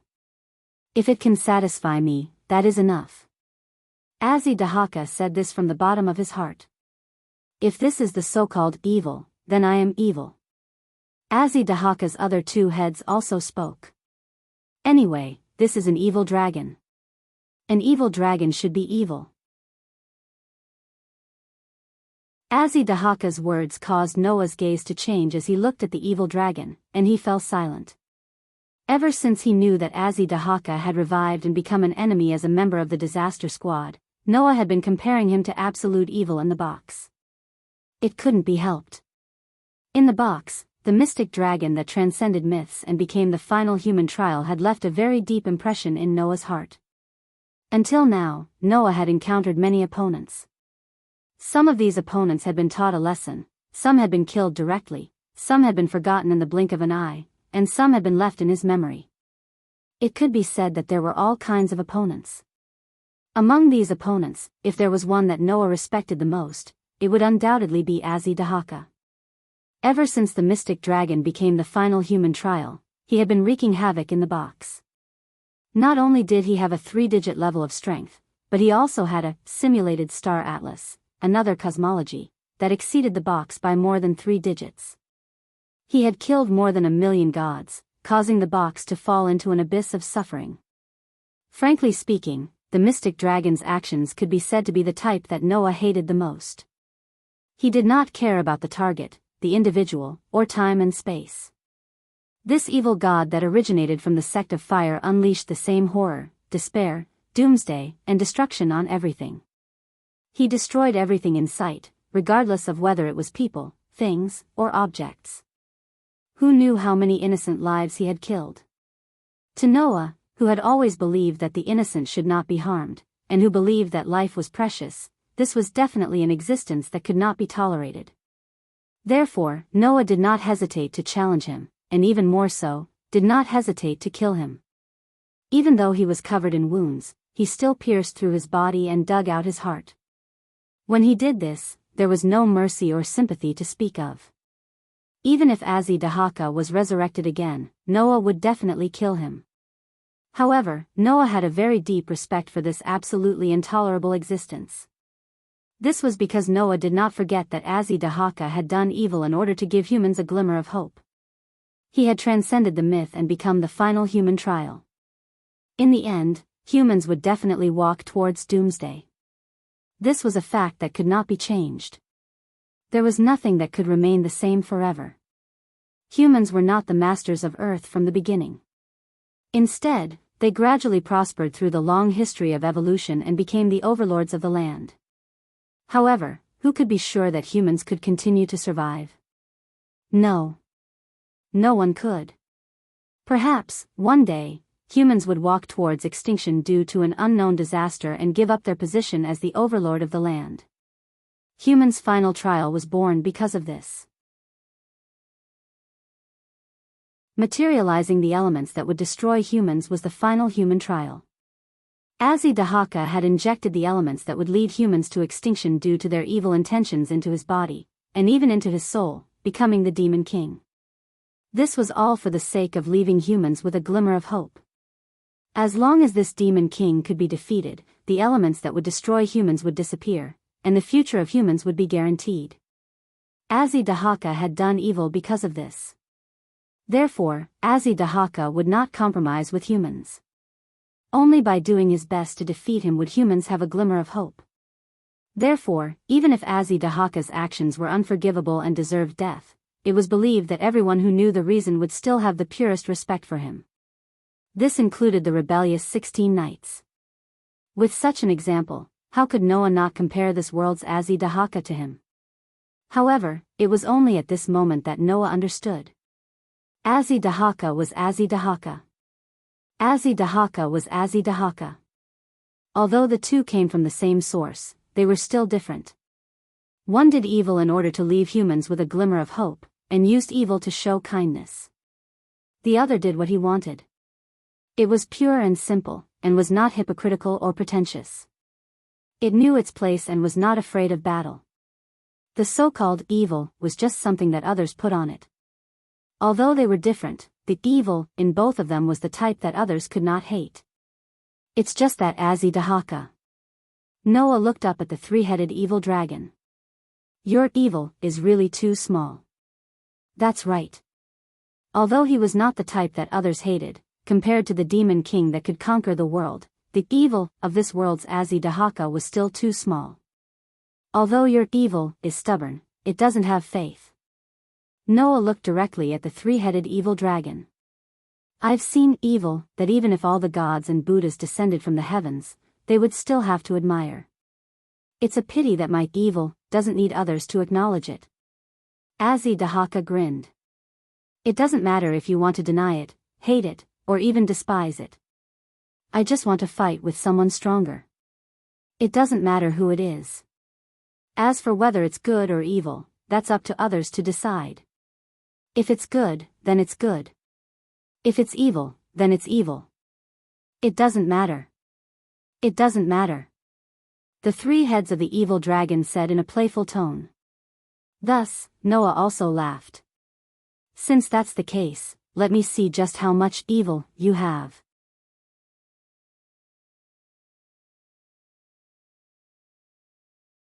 Chapter 1955. Amidst the faint air-piercing sound, a comet-like trail of light descended from the sky at a terrifying speed that was close to the speed of light, heading straight for Lezavim's direction. Even Lezavim could barely see a ray of light flashing through the air at such a speed that he couldn't see it clearly at all. Damn it! Is this the Tyrannosaurus Rex? Lezavim cursed, but he didn't dare to be careless at all. The 12 wings on his back flapped fiercely, and his figure retreated like a bullet, flying directly into the air. Trying to escape. Varley's figure stopped at Lezavim's original position, and he raised his head and looked in Lezavim's direction. I won't let you escape. After saying that, Varley spread out his hands, and a surge of mana surged from his body and gathered on his hands. After using the extreme Tyrannosaurus Rex, Varley's power had skyrocketed to an extremely shocking level, and it didn't take much time to gather enough magic power to split mountains and seas. Therefore, almost at the instant when Lezavim retreated, a burst of lightning magic power erupted and turned into an endless barrage that swept across the space and enveloped Lezavim's direction. The barrage of lightning could be described as dense and dense. At least, Lezavim's vision was completely filled by the lightning bolts, and there was no room for other scenes to interfere at all. Moreover, each of the lightning bolts was at least a Demon King level attack. If he was hit by thousands of Demon King level attacks, even a surpasser like Lezavim would be severely injured. What the hell? Lezavim was really scared. Although he had long heard about how terrifying the Tyrannosaurus Rex form of the two heavenly dragons was, it was one thing to hear about it, and another to actually face it. What's more, Wally's Tyrannosaurus Rex was obviously different from Tyrannosaurus Rex. It didn't have that crazy ominous curse, but the power it displayed was still ridiculously strong. Furthermore, Tyrannosaurus was a power that could cause people to lose their rationality, but Wally didn't have to worry about that at all. Even when facing Lesavim, a blood relative with whom he had a deep hatred, he was still extremely calm. This made Lesavim's sense of crisis almost explode. But Lesavim sneered. No matter how powerful it is, as long as it's the power of a divine artifact, it's useless against me. As soon as he finished speaking, Lesavim also stopped in his tracks. He raised both of his hands high and gathered a shocking amount of magic power in his hands. Although the mana wasn't as powerful as Wally's with the Tyrannosaurus Rex, it still stirred up the atmosphere and gradually gathered into a mana bullet with a diameter of 2 meters. Then, Lesavim didn't fire the magic bullet in his hand, but instead allowed the storm of lightning magic to fall on his body. Wang! Accompanied by a trembling sound, the rain-like bolts of lightning that fell on Lesavim didn't cause any aftershocks, nor did they cause any damage. Like phantoms, they disappeared without a trace the moment they touched Lesavim. Thousands of Demon King-level attacks all disappeared just like that. Come on, Wally-chan, Lesavim shouted. Let Grandpa reward you with a big one. Lesavim's whole body fluctuated with dense mana as he shouted. A huge mana bullet with a diameter of more than 10 meters had already gathered in his hands that were raised high. Just the shining light on it caused ripples of power to appear in the surroundings. In the next second, the huge mana bullet fell from the sky and violently shot down like a falling meteorite. It rubbed against the air and set off waves of violent wind. In the sharp sound of the explosion, it directly fell in Wally's direction. That momentum, even if a Demon King saw it, he would be scared to the point of breaking out in cold sweat. Although it's decaying, at least this power is real. Wally looked at the huge mana bullet indifferently, but he didn't dodge. He directly raised his fist, gathered mana on it, and threw a lightning-fast punch at the falling mana bullet. Bang! The fist carrying terrifying power blasted the huge mana bullet that was more than 10 meters in diameter and several times larger than Wally's body without any suspense. However, Wally's expression suddenly froze. Because the mana bullet that was blasted apart didn't dissipate. Instead, it seemed to have disintegrated into countless mana bullets the size of a human head and surrounded Wally. You've been tricked. Lesavim laughed and suddenly clenched his hand that was facing Wally. All of a sudden, the countless head-sized magic power bullets turned into cannonballs, and without any warning, they shot towards Wally from all directions. Even if he used Tyrannosaurus, under such a comprehensive attack, Wally still couldn't escape. Therefore, the corners of Lesavim's mouth slowly curled up. He opened his eyes wide and was ready to enjoy the beautiful scene of his grandson's armor shattering, skin breaking, and blood dripping on the ground under the surging barrage of attacks. Unfortunately, Lesavim was destined to see that scene. Reflect. Such a voice suddenly sounded from the pieces of blue jade on Wally's silver armor. Immediately after, Wally's armor became crystal clear as if it had turned into glass. Under such circumstances, the mana bullets that landed on Wally's body were all reflected back as if they were all bounced off. They pierced through the air at a faster speed than before and violently shot toward Lesavim. What? Lesavim was taken aback. However, at this moment, the overwhelming mana bullets had already arrived in front of Lesavim. Lesavim didn't have time to react at all. Fortunately, Lesavim's artifact nullification ability was constantly in effect. Even if Lesavim himself didn't react, it would still take effect. Therefore, the moment the mana bullets violently shot over like cannonballs touched Lesavim, they were like stones thrown into the sea, creating ripples and disappearing into the air. Seeing this scene, Wally said bitterly. Sure enough, even if the attack itself isn't my power, as long as it's reflected by the artifact's ability, it still won't work. Wally's voice finally woke Lesavim up. What did you just do? Lesavim looked at Wally with an ugly expression.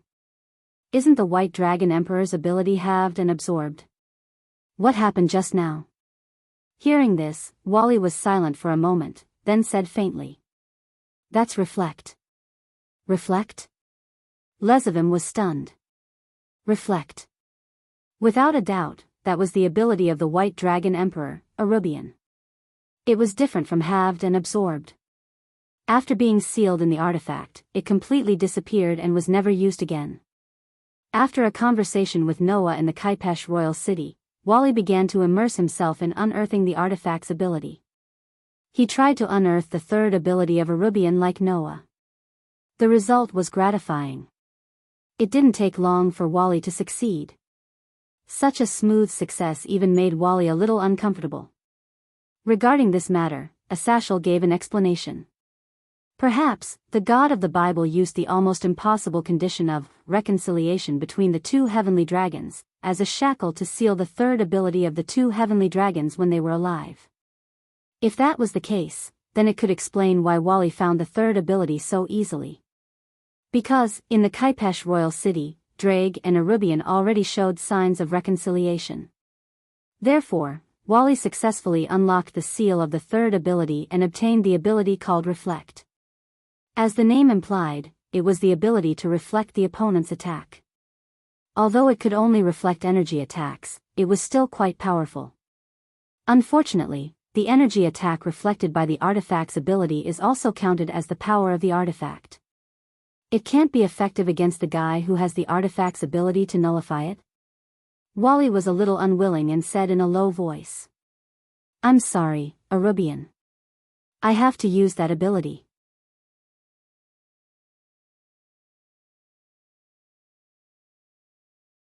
Chapter 1956. Red Dragon Emperor Drake. White Dragon Emperor Arubian. Everyone knew that they were the only two sky dragons. In addition to being powerful enough to make gods and demon kings fear them, they also had terrifying abilities. Red Dragon Emperor Drake had the ability to multiply, transfer, and penetrate. It was called the crystallization of power. White Dragon Emperor Arubian had the ability to reduce, absorb, and reflect. It was called the nemesis of power. However, before this, whether it was Drake or Arubian, there were actually other rumors. In Opesh Royal City, Drake mentioned that in addition to the two inherent abilities of the artifact and the sealed third ability, the two sky dragons actually had another ability. Drake's ability was flame. Arubian's ability was poison. Before being called the nemesis of power, Arubian was feared by all existences in the world because of its poison ability. It had a white and beautiful body, but it could use a highly toxic poison that even gods had to retreat. Before meeting Drake, Arubian was such an existence in the eyes of others. Arubian hated it very much and even cursed it. This was because no creature dared to approach Arubian, who possessed an almost invincible poison. Undoubtedly, it had a white and beautiful body, but it was like a rose, able to stab anyone who approached it. Arubian lived alone in this world. No one wanted to get close to it. No one wanted to be its opponent.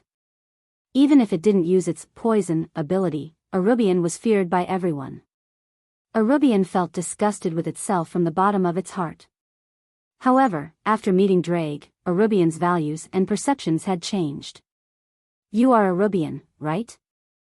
I've heard that no one can survive your poison. The first time they met, Drake challenged Arubian with an unruly attitude. At that time, Arubian didn't take Drake seriously. Although the other party was not afraid of its poison and took the initiative to approach it, it was believed that no one could have a good first impression of a guy who was courting death. However, in the end, Arubian was shocked. Because its poison had no effect on Drake at all. What? It's not as powerful as the rumors say. Drake, who made such an arrogant declaration, displayed great power and defeated Arubian. Yes. He had lost. That was the first time in Arubian's life that he had ever been defeated. You are very strong. Even if you don't use that ability, you are still very strong. However, you rely too much on that ability. You don't even have the qualifications to be my opponent. Go and train yourself properly. I will accept your revenge at any time. With such a declaration, Drake proudly left under Arubian's gaze. Covered in wounds, Arubian looked at the red dragon that was gradually disappearing into the distance. There was no resentment or unwillingness in his heart. There was only the purest thought. There's actually such a powerful dragon in this world?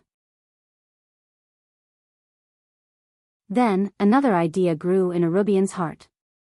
I want to be as strong as him. It was from then on that Arubian sealed his own poison and pursued powers other than poison. As a result, his ability to absorb and reflect was halved. Arubian had successfully developed these brand new abilities during his years of battle with Draeger. Gradually, he gained the title of being the nemesis of strength. Together with Draeger, he was promoted to the level of a sky dragon and was known as the Two Sky Dragons. If it hadn't met Draeg, Arubian would have definitely used the ability of poison and become a poisonous dragon that relied on this ability instead of strengthening itself like it was now.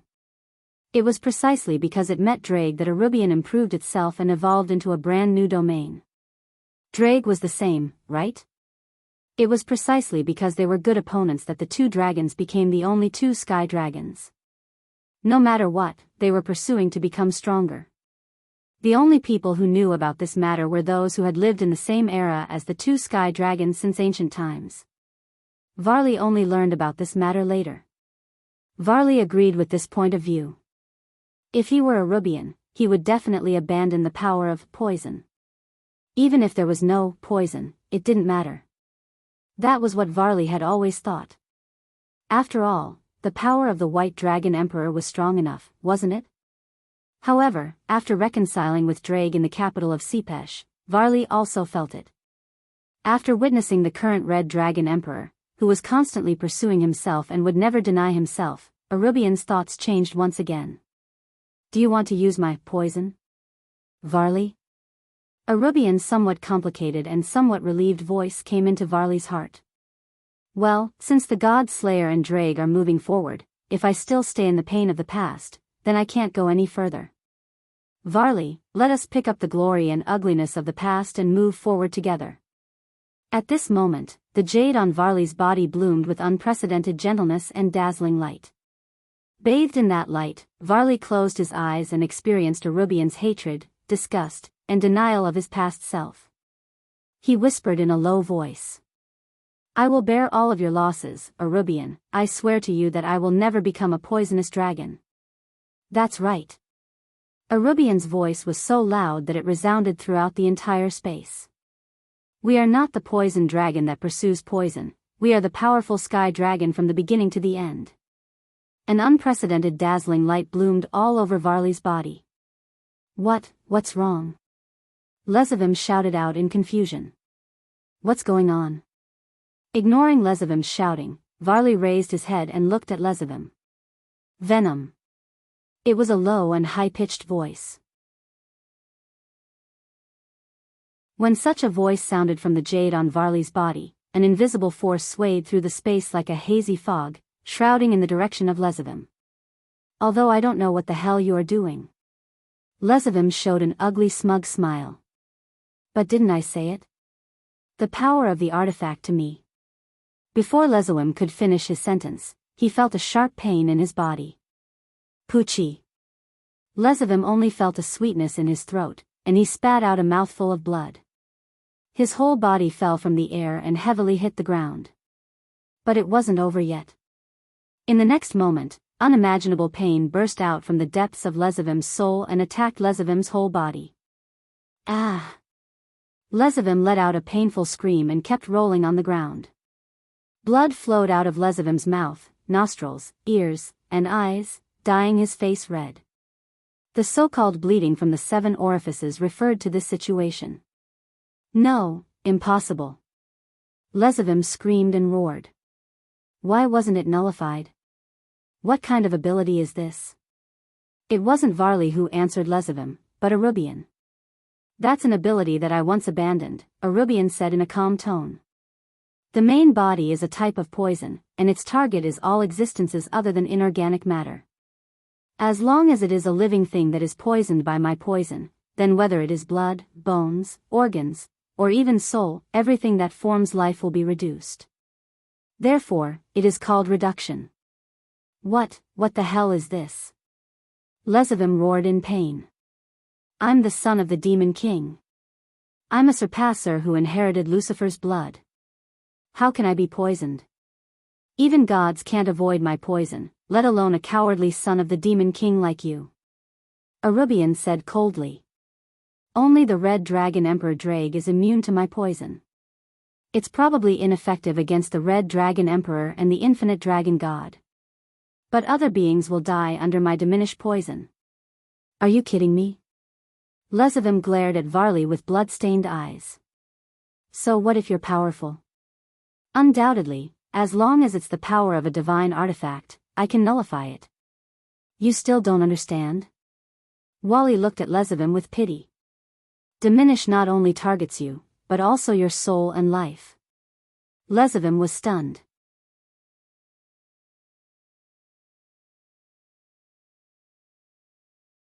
Chapter 1957.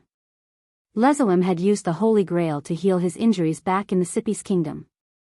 Originally, with the ability to nullify artifacts, the power of the Holy Grail should not work on Lezevim's body. But the power of the Holy Grail was targeted at life, so it could completely bypass Lezevim's artifact nullification and work on him.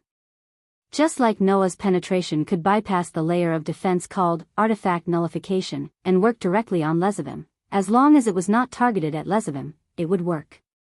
And Varley's diminish not only targeted Lezevim, but also his soul and everything that made up his life. Therefore, the diminishing poison could completely bypass the artifact nullification defense and work on Lezevim's life and soul, gradually weakening his life and soul and making him suffer so much that he would rather die. How could this be? Lezevim muttered sluggishly as he endured the pain from his life and soul. How could this be? Varley's eyes were filled with killing intent as he looked at Lezevim's sluggish appearance. The killing intent that was enough to prick one's skin made Lezevim shudder violently as he finally realized what was going on. He might not be able to keep his life. What? What are you trying to do? Lezevim asked with a trembling voice. I'm your grandfather, Varley. Are you trying to attack your grandfather? It would have been fine if Lezevim did not say anything, but once he did, the anger in Varley's heart rose along with his killing intent. Grandfather? Have you done what a grandfather should do? Instigating his son to abuse his grandson for enjoyment, and after his grandson escaped, he killed his son out of boredom. Is this what a grandfather or even a father should do? Lezevim, you don't deserve to be called Lucifer. You don't even deserve to be called a human. Even a demon will be tainted by an existence like you. Varley said in a low voice as he lifted his feet and walked towards Lezevim step by step. There is no place for you in this world. You can just die here. After saying that, Wally removed the armor on his arm, exposing his hand to the air. A surge of mana rose from Wally's hand and gradually materialized into a sword. It was a sword materialized from pure magic. Without the enhancement of a divine artifact, it was forged with the infusion of the demon's magic power. Even Lezevim's divine artifact nullification could not affect it. In addition, Wally was in the form of the Tyrannosaurus Rex. Even if he couldn't deal damage to Lezevim with abilities other than damage reduction, the powerful physical strength of the Tyrannosaurus Rex and the mana sword in his hand were enough to kill Lezevim. Wally knew this, and so did Lezevim. Don't come here. Don't come here. Lezevim could only wriggle his body and retreat.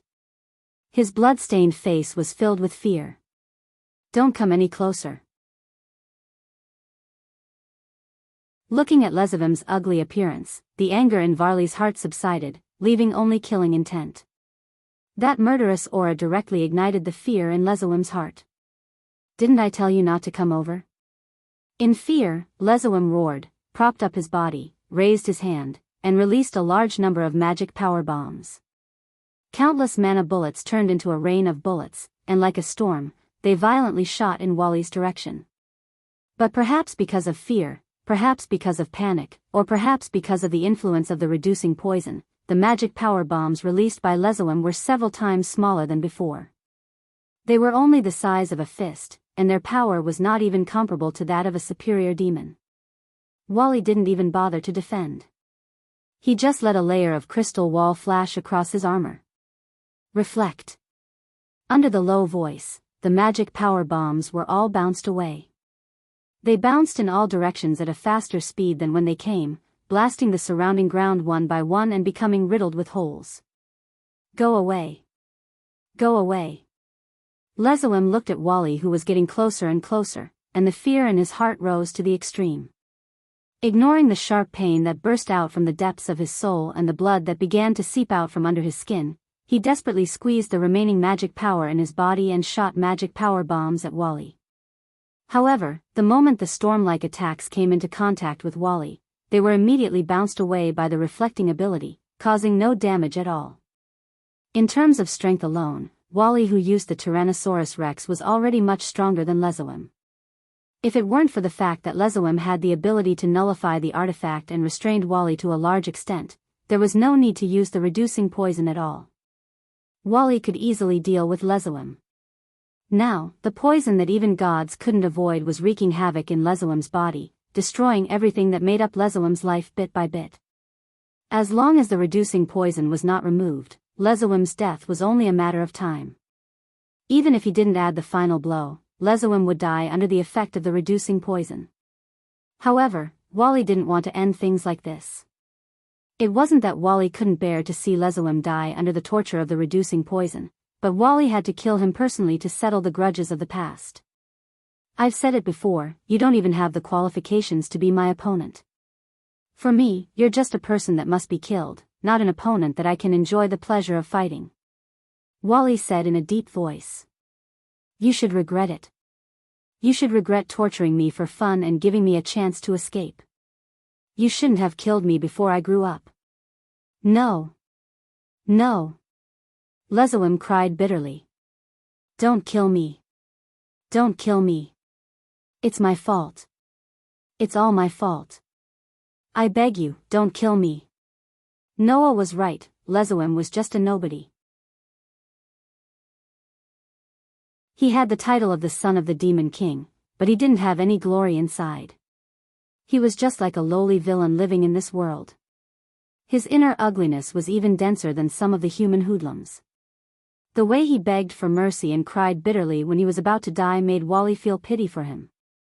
Sure enough, you don't deserve to inherit the blood of Lucifer at all.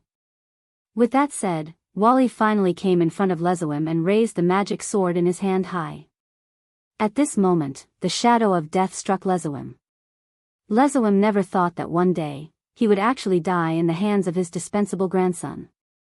For Lezoim, Wally's existence was just to amuse him. Even his son was born on a whim. From the beginning to the end, he never thought of letting Lucifer's bloodline pass down and carry forward it. When Wally, who inherited the power of the White Dragon Emperor and Lucifer, was born, Lezoim was indeed surprised, but then he had a playful mentality. As for worrying about being retaliated against, it was simply a ridiculous thing. Because even if Wally inherited the blood of the Demon King, as a transcendent who fundamentally surpassed the Demon King, it was impossible for Lezoim to lose to a demon. As for the power of the White Dragon Emperor, it was even more of a joke. In front of the ability to nullify artifacts, even if Wally developed the power of the White Dragon Emperor to the peak, it would be futile. With this thought in mind, Lezoim, who had been abusing Wally all this time, finally tasted the bitter fruit today. The saying, deserved it, referred to Lezoim's situation. At that moment, Lezoim could only cry out in fear and despair. No. You can't kill me. If you kill me, I'll kill you. You'll definitely regret it. Hearing that, Wally just looked at Lezoim indifferently. He raised the magic sword in his hand high and suddenly swung it down. You'll definitely regret it, ah! In the desperate roar, a burst of blood splattered around and dyed the surrounding ground red. Wally dispersed the magic sword in his hand and removed the Tyrannosaurus armor. Under the huge consumption, he knelt on the ground. It's over just like that, Wally muttered in a low voice, but he didn't know. Outside, in the human world, in the sky above the ocean where the myth camp and the evil dragon camp were fighting, a spatial rift suddenly appeared. In the pitch-black spatial rift, a huge shadow slowly appeared and gradually opened its eyes. It opened its eyes that were filled with murderous, ferocious, evil, and wild aura.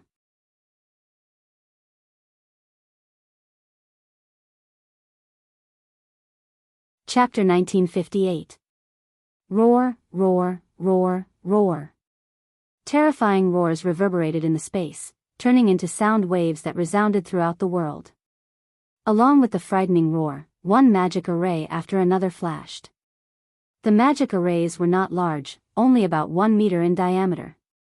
However, looking at the magic arrays that flashed one by one, Noah felt his scalp go numb. There was no other reason for this. It was simply because the number of magic arrays was so numerous that it was shocking. The sky was filled with magic arrays. The ground was filled with magic arrays. The space was filled with magic arrays. Even the surrounding flowers, grass, trees, and wood were filled with magic arrays. The countless magic arrays that filled the entire world were imprinted in Noah's eyes. How could Noah's scalp not go numb? However, the initiator of this did not seem to be panting at all. He floated in the air, looked at Noah opposite him, and laughed. This is a treatment that only you can enjoy. Magic is being given away. It's being given away. Amidst the laughter of Aziz Dahaka's 3 heads, vigorous magic power began to surge in the magic arrays that covered the entire world. Noah's sharp senses allowed him to notice this. Almost without thinking, his figure trembled, and he dashed away like lightning. Almost in the blink of an eye, the magic arrays lit up one after another. Immediately, flashes of light burst out from the magic arrays, turning into rays of light. Like intertwined lasers, they enveloped Noah from all directions. At this moment, the world was filled with rays of light, and there was no way to escape. Even though Noah immediately retreated, the magic arrays from the top, bottom, left, and right still shot out beams of light that covered the sky and the earth, surrounding him like a huge net. Under such a terrifying barrage, Noah could not escape at all. Without any suspense, he was engulfed by the rays of light. Boom, boom, boom, boom, boom. A series of shocking explosions rang out in the air. Beams of laser light landed on Noah's body, exploding his skin and tearing apart his flesh. He was bombarded until there was not a single piece of skin left unscathed, and his body was smashed into pieces. Seeing this, Aziz Dahaka was stunned at first, but then he saw it. The guy who was blasted into pieces by the magic arrays was not Noah at all, but a light shadow. Light? Aziz Dahaka's 3 pairs of red jade-like eyes flashed, and then he unhesitatingly deployed a shield-like defensive magic array around him. At the same time, a figure dashed out from behind the 3-headed evil dragon, raised his fist, and threw a punch that could split mountains and rocks. Clang! With a bell-like sound, the defensive magic array behind Aziz Dahaka blocked the punch that carried a terrifying force, causing a shockwave of wind to spread out from the point of the punch. Hum! In the next instant, the defensive magic arrays suddenly rotated, and the mysterious characters and intricate diagrams within them suddenly changed and formed a brand new magic array. Aziz Dahaka actually modified the magic arrays that had already been formed in a split second, and turned the defensive magic arrays into offensive magic arrays. Noah could not help but be surprised by his attainment in magic. However, Noah's surprise didn't last long. Threads that looked like blood suddenly flashed out from the offensive magic arrays, and like maggots in tarsal bones, they spread up Noah's arm that was on the magic arrays. Noah immediately felt it. The threads that were like blood were sucking the blood from his body. In just an instant, Noah felt blood flowing out of his body, and he could not help but be shocked, and he shook his arm. Boom! The threads that were spreading on Noah's arm were immediately shaken off. At the same time, Noah took a step back, and his figure quickly retreated. Not bad. Aziz Dahaka laughed out loud. This is the first time I've seen someone who can easily disperse my magic with brute force. I thought you would use that, another cosmology, to offset it. Aziz Dahaka did not know that even if he did not use another cosmology to offset it, Noah could still be immune to magic below the level of God by relying on the curse resistance unique to the God Slayer. But even so, Aziz Dahaka's magic still had an effect on Noah, which proved that Aziz Dahaka's magic had already reached the level of God.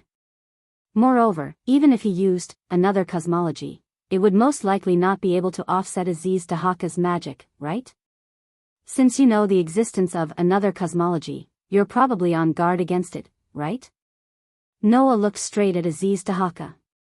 The magic you're using now is all magic developed by humans, right? Magic developed by humans naturally had a human view of the universe. For such magic, Avesta would not be able to cancel it out. For the Forbidden Dragon, who was known as the master of thousands of magic and was known as the source of magic, it was impossible for the evil dragon not to have mastered human magic. Perhaps the magic that Aziz Dahaka used from beginning to end was all magic developed by humans? Correct.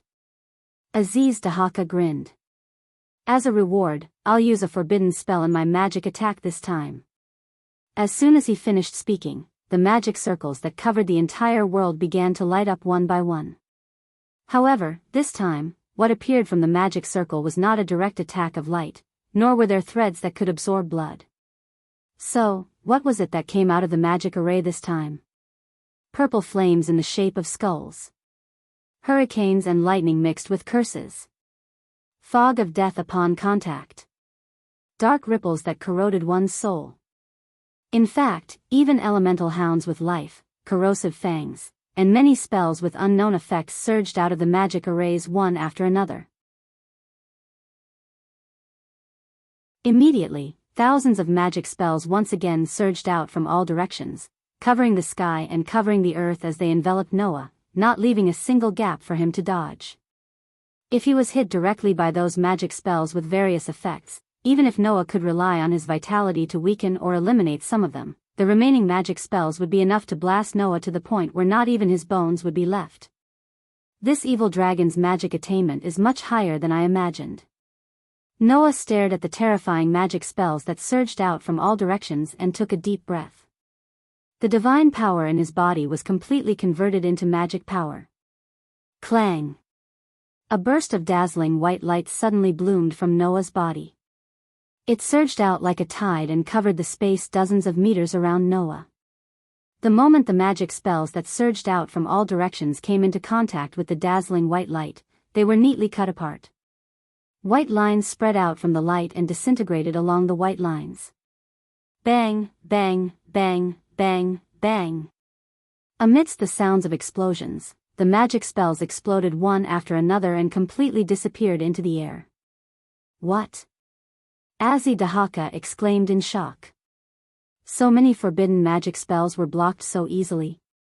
In fact, others should be the ones who were truly shocked. Aziz Dahaka was actually able to use forbidden spells in such a simple manner. Furthermore, the number of forbidden spells he cast was so overwhelming that it was impossible to count them all. Furthermore, each forbidden spell was completely different. It was truly shocking. The strength of this evil dragon was just as Sazax had described. Among the evil dragons, cloned Kuwak isn't the only one who has reached the heavenly dragon level. Noah looked at the three evil dragons. Aziz Dahaka has also reached the heavenly dragon level. If that was the case, perhaps Apophis, who was also the strongest evil dragon, had also broken through to the heavenly dragon level. Whether or not Clon Kovac could defeat Apophis was still an unknown.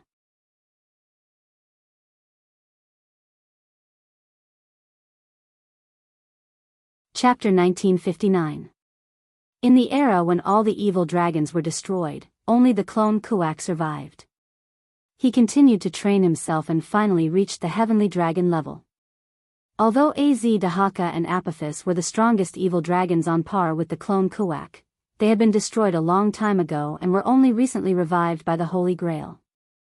They should not have had so much time to train themselves to reach the heavenly dragon level like the clone Kuwak. However, Noah was certain. Putting Apophis aside, Aziz Dahaka must have reached the level of a heavenly dragon. At the very least, Noah felt that Aziz Dahaka's strength was definitely on the same level as the clone Kuwak. Since the clone Kuwak was a heavenly dragon, Aziz Dahaka, who was on the same level as him, would naturally be a heavenly dragon as well.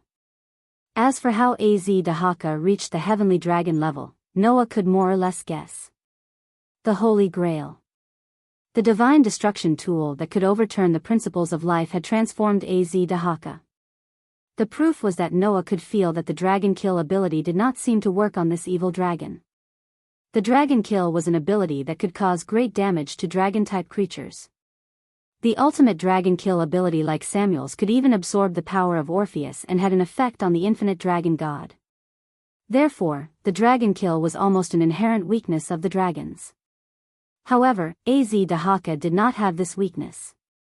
This proved that the Holy Grail had transformed this evil dragon and removed the weakness of the dragon kill. Using the Holy Grail's ability, Az-Dahaka had become a flawless creature. This was something that the vampires who had once wallowed in the mire with the Disaster Syndicate had been pursuing. After becoming a flawless creature, their strength would naturally increase. Az-Dahaka had used this method to surpass the limit and become a heavenly dragon. After all, he was originally the strongest evil dragon after the heavenly dragon level. If he went one step further, he would naturally become a heavenly dragon. Drake's voice sounded in Noah's mind. Based on this, Apophis, who was also revived by the Holy Grail, should have also reached the heavenly dragon level. It would be difficult for the clone Kuak to defeat him. The three strongest evil dragons, second only to the Sky Dragon, had all reached the Sky Dragon level. Since when was it so easy to reach the heavenly dragon level?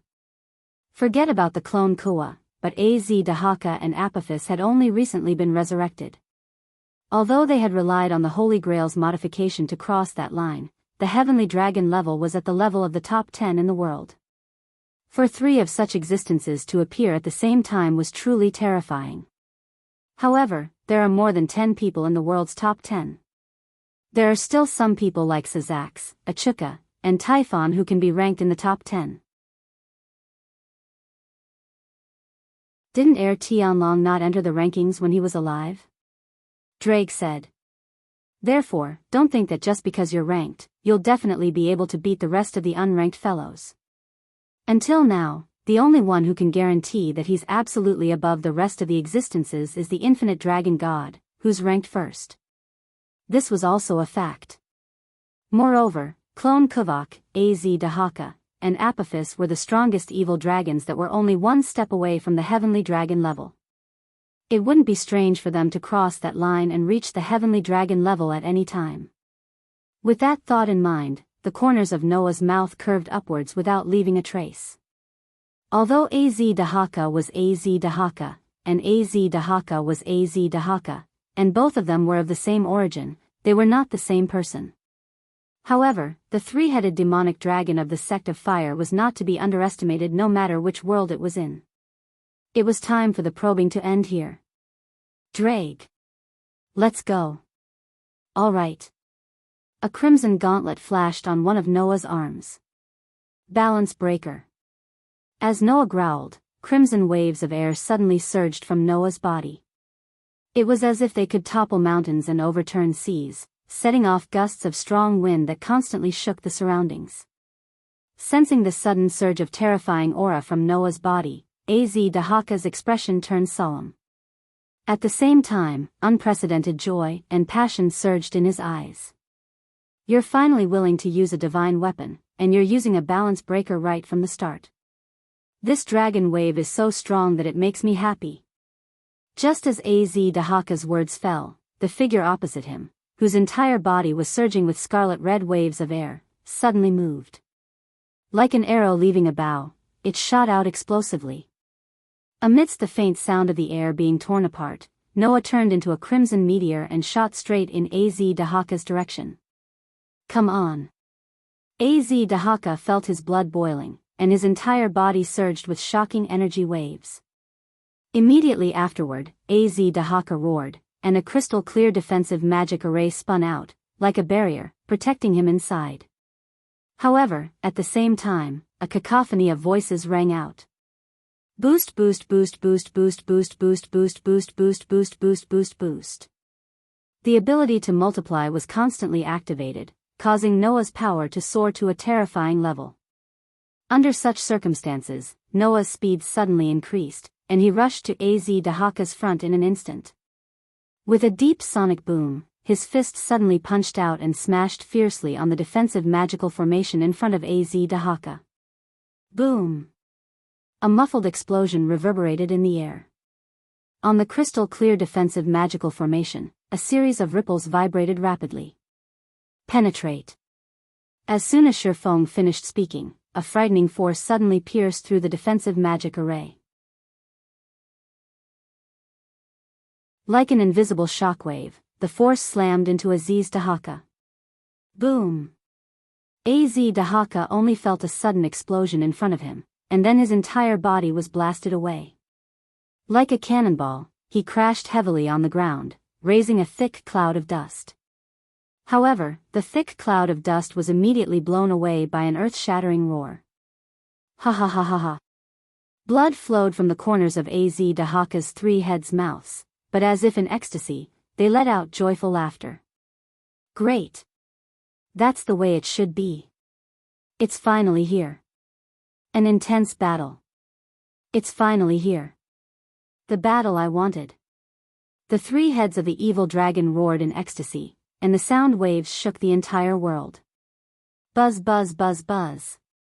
At this moment, the magical formations all over the world suddenly changed. Once again, Az Dahaka used his astonishing magic attainments to modify the spells that had taken shape. Immediately after, forbidden spells burst out from the magical formations all over the sky, the earth, and even the space like a storm. They tore through the air, and with the sound of the atmosphere trembling, they enveloped Noah from all directions. However, this time, Noah did not make any defensive moves. As if he could not see the forbidden spells that were surging towards him, Noah turned into a crimson stream of light and swept towards Az Dahaka without hesitation. In the next second, forbidden spells landed on Noah's body one after another. Boom boom boom boom boom. Accompanied by a series of explosions, the spells that were enough to flatten a piece of land exploded, causing bursts of fire and impact. In an instant, the entire sky seemed to have been ignited, and the flames set off by the intense explosions spread wildly, covering everything in an instant. In the flames, even the magical formations that Az Dahaka had cast were burned to pieces, and the magical formations all over the sky were destroyed. However, the destruction of the magical formations had no effect at all. If he wanted to, Az Dahaka could continue to cast magical formations all over the sky at any time until his mana was exhausted. Magic, to Az Dahaka, was just that kind of existence. However, it was also because of his profound magical attainments that Az Dahaka could clearly feel. His spells did not cause much damage to his opponent at all. In the next moment, a crimson stream of light burst out from the flames all over the sky.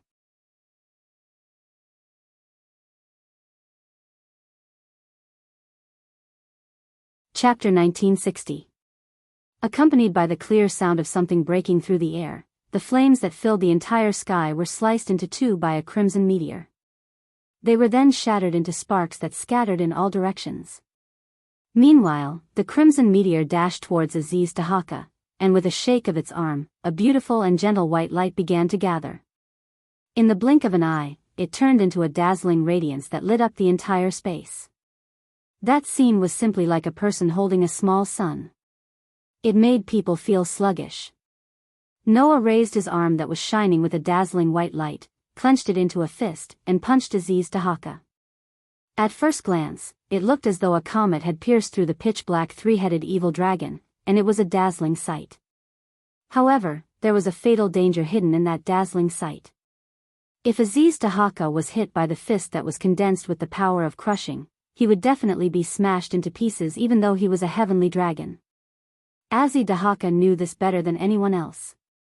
So, how was Az Dahaka supposed to survive that terrible blow? Resist? That would be useless in the face of a power that could crush everything in the world. Defend?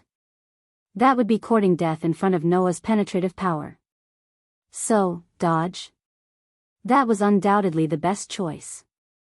However, Aziz Dahaka had to admit that he was a standard type of mage. Even if he had physical abilities that were far superior to that of humans, he was much weaker compared to Noah. There was no way he could avoid it. However, being unable to use his physical ability to dodge did not mean that Az Dahaka did not have other ways to dodge. At least, Noah undoubtedly saw it clearly.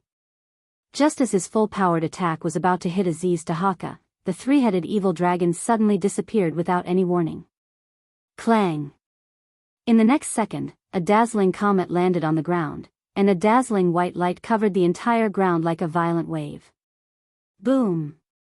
Without any suspense, the attack that gathered the shattering magic power easily caused the area covered by the white light to suddenly explode, turning into pieces of equal size.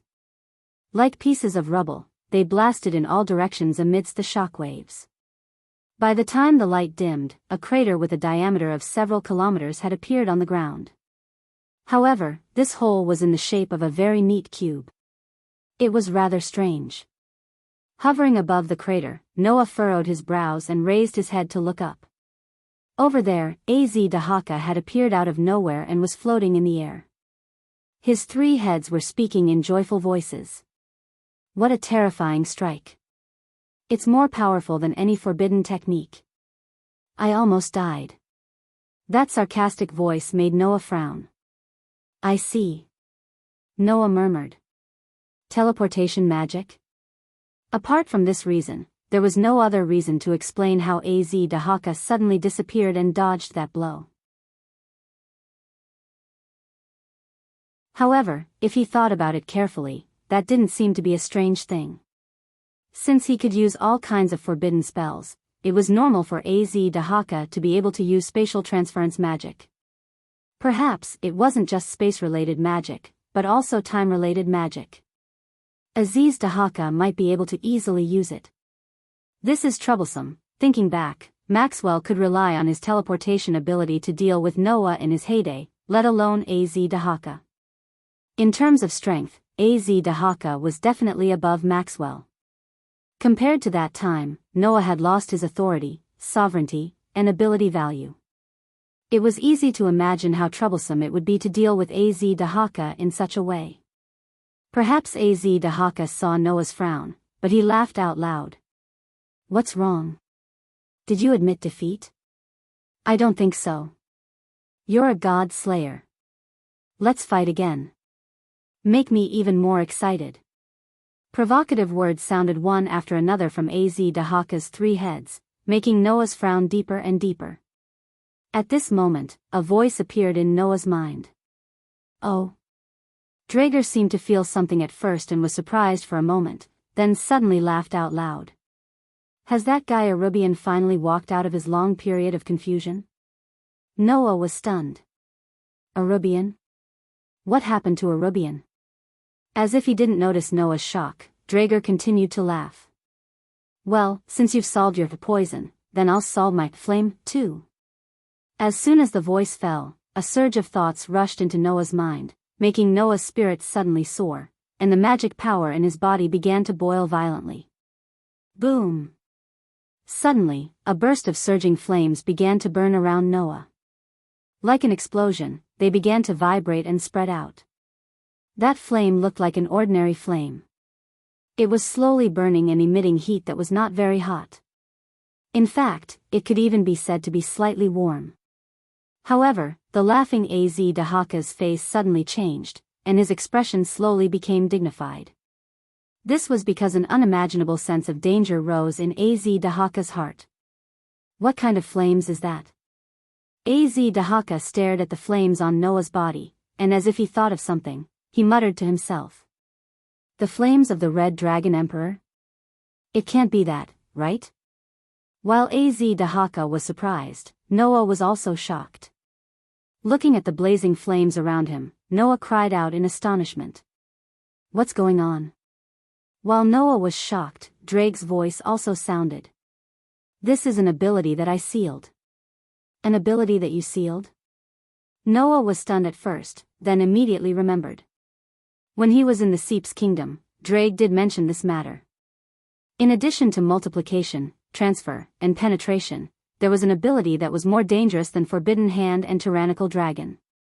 So, this is flame? That's right.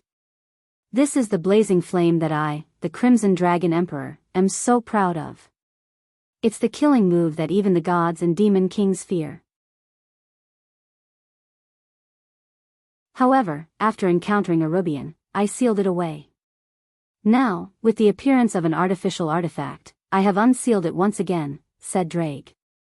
Try my flames, partner, I believe it won't let you down. Hearing this, Noah took a deep breath and nodded. Boom! Another sound like an explosion. The surging flames on Noah's body soared, turned into raging flames, and spread in all directions. Such a scale finally caused the temperature between heaven and earth to soar. Noah, on the other hand, seemed to have transformed into an erupting volcano, constantly releasing scorching flames from his body. Aziz Dahaka's heart tightened at the sight of the flames that were sweeping towards him like a monstrous wave. Without any hesitation, he once again activated the spatial teleportation spell, and disappeared on the spot. The scorching flames engulfed Az Dahaka's location, but there was no sign of it stopping. Instead, it spread to the entire world at an extremely alarming speed. Not long after, the entire alternate space was enveloped in a sea of fire and began to burn. The air was burning. The earth was burning. The sky was burning. The space was burning. This world had completely turned into a world of flames, like the inside of a volcano, turning into a terrifying red lotus hell. In the face of the flames, the ground quickly turned into scorched earth. The flowers, plants, and trees were also burned to ashes. Even the magic arrays that Aziz Dahaka had set up were burned to nothingness, leaving behind a world of pure flames that was engulfed by a sea of fire. At a certain moment, in a certain space, Az Dahaka, who was shrouded in flames, suddenly appeared. Roar, roar, roar. A terrifying roar rang out from all three of Az Dahaka's heads. But the roar was neither terrifying nor frightening.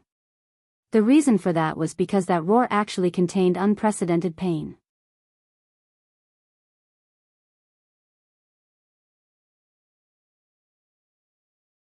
Chapter 1961.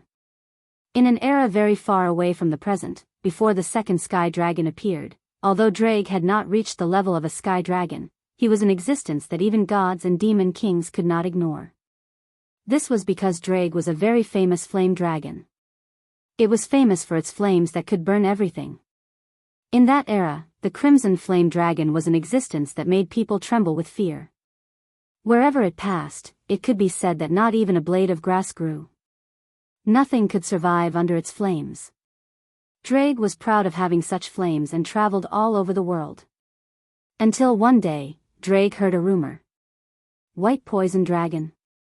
That's right, a white poison dragon. It was said that there was a dragon with a beautiful white body that could use poison that even gods feared. No creature dared to approach that dragon. Once they got close, not only their bodies, but even their souls would be corroded by the poison, and they would die miserably. After hearing this rumor, Drake's first feeling was not curiosity, but emotion. It's very similar to me. Yes, it was very similar to Drake. Although Drake did not know how to use any poison, his flames were also the ultimate flames that could burn even gods. No creature would be willing to get close to him. However, unlike his opponent, Drake's flames weren't an ability he was born with. Instead, it was a sure-kill skill that he developed through constant challenges and training. Therefore, Dalag really wanted to see what kind of existence this unique poison dragon was. Later, Drake found him a Rubian. When he saw a Rubian for the first time, Drake was indeed stunned. That white and flawless body was really as beautiful as the rumor said. However, at the same time, Drake also felt it. Under that beautiful body, there were fatal fangs hidden. That was the poison called reduction. Thus, Drake issued a challenge to a Rubian. As soon as he challenged, Drake was shocked. This was because his omnipotent flames had no effect on a Rubian at all. However, a Rubian's poison also had no effect on Drake. In this way, the result was obvious. Compared to a Rubian, who was born with a terrifying ability and had always relied on his talent to fight and never improved himself, Drake, who had always been fighting and tempering himself, easily defeated a Rubian even though he had lost the power of flame. However, the fact that his flame, that could burn even gods, had no effect on the other party still shocked Drake greatly. Then, Drake had an idea. A dragon that is not afraid of my flames, and has such good talent. If he trains well, he may become a strong opponent. Thus, Drake and Arubian agreed to fight again and left there. After an unknown amount of time, Arubian finally came in front of Drake. If it was the current me, it would be impossible for me to lose to you. Arubian, who came to Drake and said this, had a confidence and pride that he didn't have when they first met. Then, the two began the battle. In that battle, Arubian did not use his ability to reduce even once. However, Arubian was much stronger than when they first fought, and even Drake could not defeat him. In the end, both sides suffered. At that time, Drake was really shocked and also very happy. Because he finally met an opponent worthy of competing with all his strength. Then, Drake asked Arubian why he did not use his ability to reduce. I don't need that power that can't work on you anymore. Leaving such a sentence, Arubian left. Looking at the other party's confident and carefree back, Drake was stunned for a long time, and then made such a decision. Since you sealed your own poison, then I will also seal my flame. After all, that was a power that could not work on Arubian. After that, Drake never used the power of flame again, and continued to fight with Arubian who had sealed his poison. The two of them competed together and improved together. In the end, they even surpassed their limits together and reached the heavenly dragon level. They were known as the two heavenly dragons. Until this day, when he felt that Arubian's poison had been unsealed, Drake finally released his flame. Roar, roar, roar. Covered in flames, Az Dahaka roared in pain and cast all kinds of magic on himself. Resistance magic that could dispel flames, water magic that could extinguish flames, magic that could remove negative status effects, and even magic that could remove curses. Az Dahaka used almost all the magic he could think of on himself at least once. However, the flames that covered Az Dahaka's entire body did not extinguish and continued to burn his body. Ah! Oh! Roar, roar, roar. Under the scorching flames, Az Dahaka's three heads issued agonizing roars, causing Noah's heart to shudder. Was that flame really so terrifying? Black flames flame. Drake's voice echoed clearly. The ultimate flame that can burn everything to ashes, once ignited, will never be extinguished before it burns everything that is ignited. Even if it is a god, under this flame, the final outcome can only be reduced to ashes. Even if Az Dahaka has reached the level of the heavenly dragon, it will be the same. You have such a terrifying ability? Noah could not help but ask. Then why didn't you say so before? Because this ability was sealed by me. Drake said matter-of-factly. Arubian's poison was also sealed, so I have no reason to use flame. Anyway, my flame is ineffective against him. Of course, his poison is also ineffective against me. Except for Arubian, it might not work against the Red Dragon Emperor and the Infinite Dragon God, right? Even so, it was still terrifying.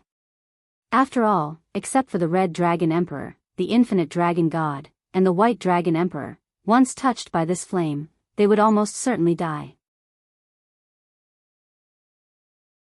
Although Noah did not know what kind of ability Arubian's poison had, if it was just Drake's flame, Noah was sure that even if it was him, once he was burned, there was no other way to neutralize it other than using another cosmology to offset it. It was an ability that was more dangerous than Forbidden Hand and Tyrannical Dragon. Noah finally understood that this was definitely not an exaggeration. Because even Tyrannical Dragon would be accompanied by the danger of going berserk and dying, and there was no guarantee that it could kill a god. However, once touched by Black Flame's flame, even a god would not be able to escape the fate of being burned to ashes. Compared to Forbidden Hand and Tyrannical Dragon, Black Flame's flame was indeed more terrifying. While Noah was thinking about this, Aziz Dahaka's roar became weaker and weaker. In the end, he couldn't even use magic anymore. His whole body fell down and crashed heavily onto the ground. He was on the verge of death. Even so, Black Flame's flame continued to burn on Az Dahaka's body, gradually burning it to ashes. Looking at Az Dahaka in this state, Noah's figure slowly descended in front of him, his dark and deep eyes never leaving him for even a moment. Ha! Az Dahaka let out a weak and dying laugh as he looked at the silent Noah and spoke. Don't sympathize with me, this is the end of an evil dragon, there are no exceptions, I know. Noah stared at Az Dahaka. Since you know, why do you still pursue battle? Why? Az Dahaka let out a playful laugh that was full of characteristics. Because being defeated by heroes and courageous people, that is the meaning of an evil dragon like me. After saying this, Az Dahaka's body gradually burned to ashes and turned into nothingness. Noah fell silent again. Above my corpse is justice? Noah closed his eyes. Although there are different evils, you are still the three-headed demon dragon of the fire worship sect.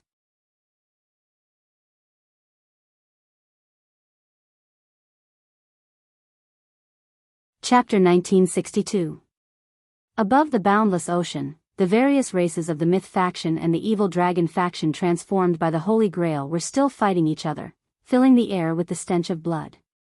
Below them, the ocean was already dyed with various colors of blood, making it look like a beautiful rainbow. On this colorful ocean, the corpses of the evil dragons and warriors floated on the surface of the water, almost covering the entire ocean. Even under such circumstances, the killing continued. However, in general, the myth faction had the upper hand. That was to be expected. Not to mention that this encirclement and annihilation was carried out according to plan, the fact that the evil dragons were not rational was also a fatal flaw. On top of that, the mythological faction had gathered their forces to surround and annihilate the evil dragon. Only a few elites were sent to fight Lezivim, Euclid, and the legendary evil dragon in the alternate dimension. The battle was almost one-sided. As time passed, the myth faction gained more and more advantages. Piszczysz. When the last evil dragon was slain by an angel of the heavens with a sword of light, the battle that involved all the myth faction finally came to an end. Before that, the battles in the various alternate dimensions had also come to an end. The ones who were sent to the alternate dimensions were Lezivim, Euclid, and the legendary evil dragons. According to the plan, Lezivim and Euclid, who might possess the Holy Grail, would be sent to the alternate dimensions respectively, while Wally and Eulifia would fight them. Apart from Lezivim and Euclid, as Dahaka and Apophis, who were known as the strongest evil dragons and whose strength was second only to the sky dragon level, had to be sent to a different dimension respectively, where Noah and Clon Kuvok would fight. As for Glendale, Radon, and Nidhogg, they were all sent to the last alternate dimension. The ones who fought against the three evil dragons were the Jamonlis, Sidis, and Wallis. The result was gratifying. After Arubian untangled the knot in his heart, admitted to himself, and unleashed his true power, Varley, who used the poison of reduction that could destroy even the gods, easily defeated Lezivim and killed the despicable son of the demon king with his own hands. Clon Kua, who was also a heavenly dragon, had a fierce battle with Apophis. In the end, Clon Kua paid the price of an arm and crushed Apophis's throat with a bite. Glendale, Radon, and Nidhogg were also very difficult to deal with. If there were only Jamonlis and Sidis kin, it would be very difficult to defeat them. However, Wally's team also participated in that chaotic battle. The result was different. With the participation of Black Song, Luffy, Monkey, Arthur, and Fenrir, the Jamonli and Sidi families were also victorious. Glendale, known for his sturdy scales, could not stop the fangs that could kill even the gods, and was killed by Fenrir. Radon's barrier and defense were very difficult to deal with, but Laya's destructive magic was also known for destroying everything. With the help of the Jamonli's kin, she successfully destroyed the evil dragon. Nidhogg, on the other hand, was an idiot. In order to fight for food, he charged forward without thinking at all, only to have his innards crushed by Kitten and Blacksong's divine spells. He could not have been more dead. Without the help of the Holy Grail, the three legendary evil dragons that could not be revived did not even have their souls escape. Luffy sealed them with magic, and they could never be revived again. As for Euclid, no one expected that the direct heir of the Lucifergus family was not weaker than Eulifia at all. He had the power of a demon king. Gilifia, who also had the power of a demon king, almost lost to Euclid. Fortunately, compared to Euclid, Gilifia was still slightly better. In the end, she managed to knock her brother to the ground. In addition to Aziz Dahaka, who had been burned to ashes by Noah, the battle in the 5 different dimensions also ended with a great victory. As a result, apart from Euclid, who was captured alive by Gilifia, the rest of the people who were sent to the alternate dimension were all killed. In other words, the disaster squad was completely annihilated. In this war, the myths had won a complete victory. Oh, oh, oh, oh, oh. Above the multicolored ocean with countless floating corpses, warriors of various races raised their weapons high and cheered for victory. On an island, Euclid, who was tied up with mana-restraining ropes, was brought before Sazax by Gilifia. Euclid Lucifergus. Sazax said as he looked at Euclid, who was tied up and covered in wounds. As for you, I have a lot of things to say to you. I also have a lot to say to you. Euclid met Sazax's gaze and said expressionlessly. After all, to me, you're the one who took away the position of Lucifer that I was supposed to support. You're also the one who took away my sister. So, I think we should have a good talk. Sazax smiled faintly. When we return to the underworld, I hope you can listen to me. Euclid didn't answer. Sazax didn't know whether he was disdainful or acquiescing. He turned his head away. Beside him, Noah didn't pay attention to Euclid. Instead, he turned his gaze to Clone Kovac. Looking at Clone Kovac's tired face and shoulder that was missing an arm, Noah approached and asked. Are you alright? I'm fine. Clone Kovac didn't even turn his head and answered directly.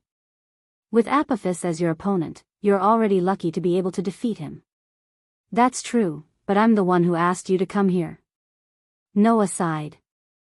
I'm partly responsible for your injury. You're wrong. Clone Kovac looked at Noah.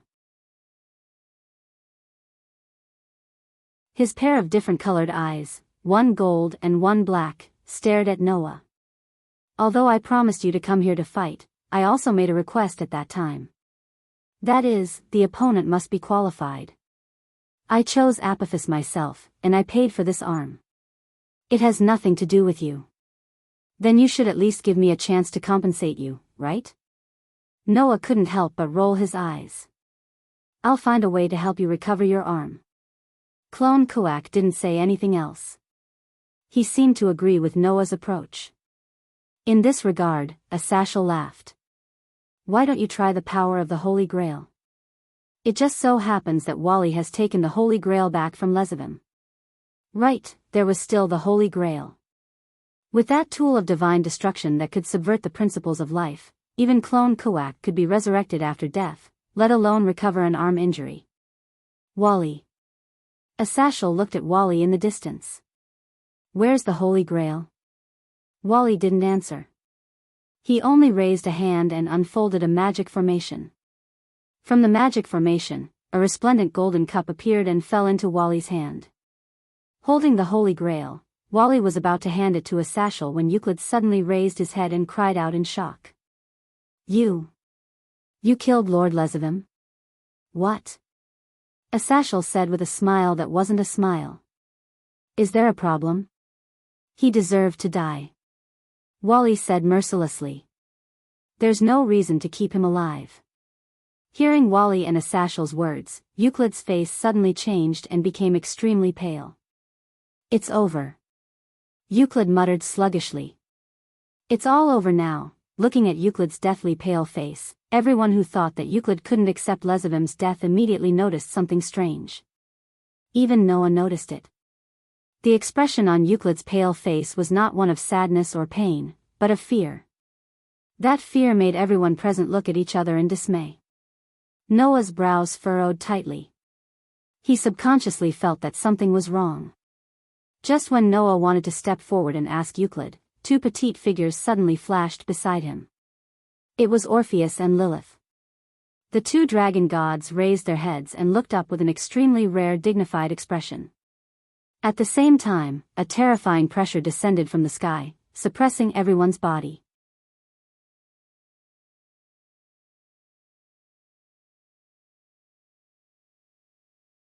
Chapter 1963. At this moment, regardless of whether it was Noah's group on the island or the warriors of the various mythical forces above the ocean, all of them seemed to have been frozen in place by the space, and their bodies stiffened.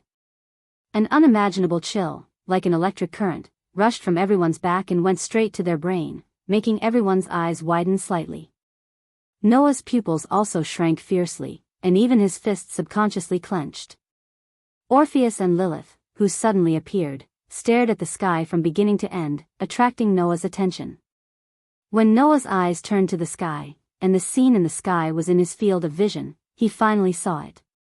He saw a black shadow. A black shadow with a ferocious appearance slowly emerged from the space that seemed to be split open. That black shadow, although a little far away, Noah still saw its full appearance clearly. It was a ferocious alien. Its body easily exceeded several hundred meters in size. Its body was the shape of some kind of beast. There were 7 heads in total. Some were like lions. Some were like cheetahs. Some were like black bears. Some were like dragons. The 7 heads were completely different. Even the body with the shape of a beast had the characteristics of a variety of creatures, which was very strange. If there was any special feature of such an alien, it would probably be the horns on its head. There were 10 horns on the alien's head. On the 10 horns, there was a crown-like crown. And on the crown, 3 numbers were clearly engraved. 666. Such an alien slowly emerged from a crack in space, as if it was pushed out by something, and appeared in the sky. The heads of the aliens seemed to be sleeping, and they all closed their eyes. However, on the huge ferocious appearance of the alien, there was an indescribable, extremely evil and ominous frenzy that numbed the 5 senses and was enough to prick the skin. Constantly fluctuated, and it was getting stronger and stronger. The oppressive feeling that made the whole world freeze, and made all the Asura gods and Buddhas shiver, came from the evil and ominous frenzy. Only at this moment, Noah understood. That was not an ordinary thing. That was a monster that could turn this world into a scorched earth and pure hell. That evil and ominous arrogance was not in the least inferior to Aziz Dakaha, who was ranked in the top 3 of the final human trial in the box. At the same time, the rest of the people also began to notice the terrible beast in the sky. What is that? One by one, the famous Asura gods and Buddhas from various mythical forces stared blankly at the beast with the terrifying frenzy, and for a moment, even their minds became blank. All the Asura gods and Buddhas lost the ability to react, and all looked up at the terrible alien, without a word, making the entire sky above the ocean became dead silent. Only Michael and Asashel looked at the number 666 engraved on the beast's crown, and their faces turned pale in an instant. How could this be? How could this be? Michael had never lost his composure like this before as he murmured in disbelief. Why? Why did it appear here? Damn it. Asashel's entire body began to tremble. That thing actually exists? In the past, Michael and Asashel's loss of composure would definitely make everyone's jaws drop. However, at this moment, no one could laugh at Michael and Asashel. Even if it was Noah, it would be the same. Because after seeing the number on the ferocious beast's crown, no one would not understand what it represented. In the Bible's revelation, the number 666 represented the devil and had the meaning of blasphemy. The origin of this number was a beast recorded in the Bible's revelation. It was said that the beast had 7 heads, 10 horns, and a crown on the horns, and 3 blasphemous numbers were engraved on the crown, 666. It was an emperor beast on par with the Great Red, who was known as the true Red Dragon Emperor. The chapter that recorded its existence was right next to the Great Red. However, its existence had not been confirmed by anyone until now. No one could find it. Everyone had only heard of it. If it was said that the mythical forces here were just legends to humans, then its existence was considered a legendary level to all the mythical forces in the legends. It was a legend among legends, a legend among legends. And those who knew of its existence all called it this. Beast Emperor 666, Trihexa. It was as famous as the Great Red, and its strength was comparable to the Red Dragon Emperor and the Infinite Dragon God in the legends. Now, this Beast Emperor had appeared in front of all the mythical forces. In the worst possible form. In the next second, under the gaze of all the Asura gods and Buddhas of the mythical forces, the ferocious beast in the sky slowly opened its eyes. Lowering its head, looking at the densely packed Asura gods and Buddhas that almost covered the entire sea, the eyes of the Beast Emperor 666's 7 heads were filled with ruthlessness and madness.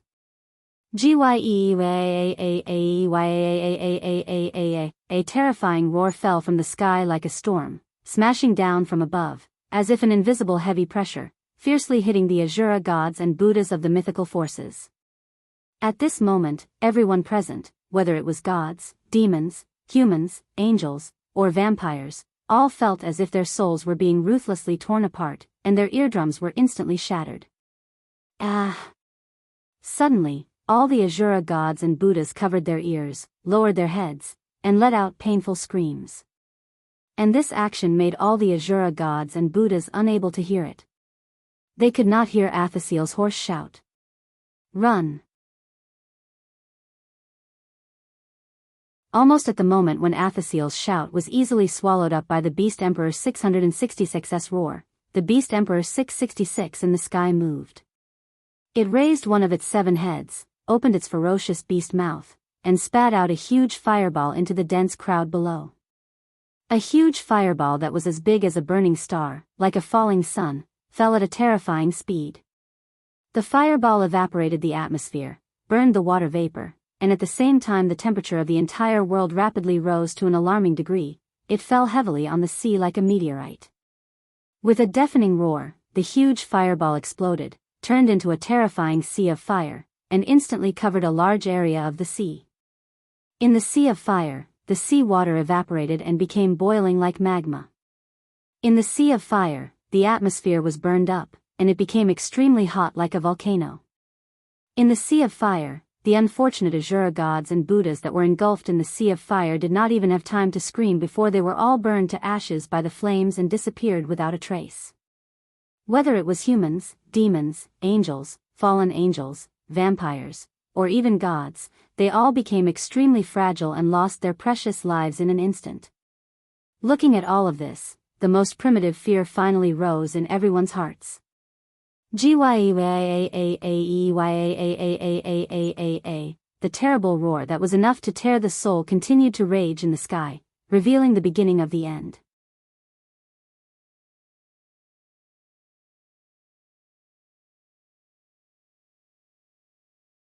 Chapter 1964. Euclid knelt on the ground and looked at the terrifying beast in the sky. He seemed to be in a daze as he murmured in his sleep.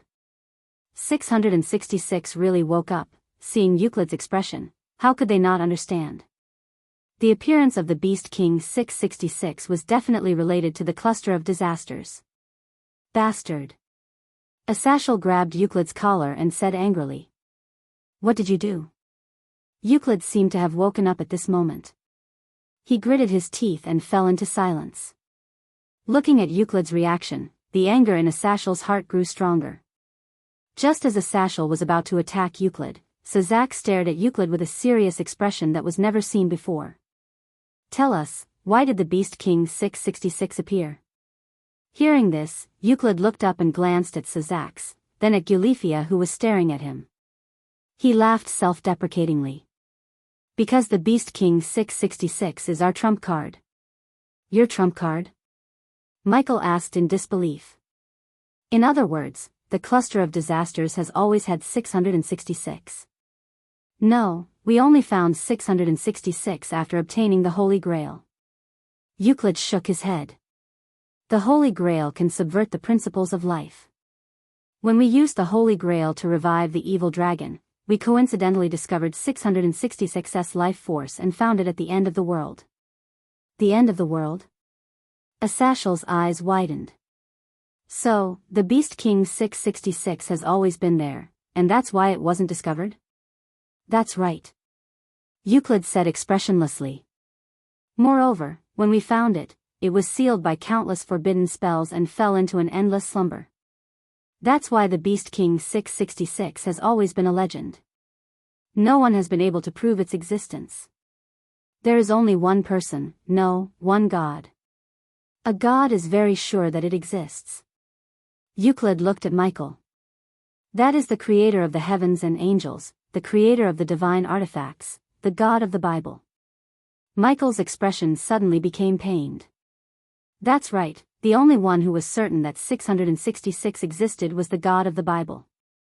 Otherwise, there would be no record of the Beast Emperor in the Bible, and it would not be listed next to the real Red Dragon Emperor.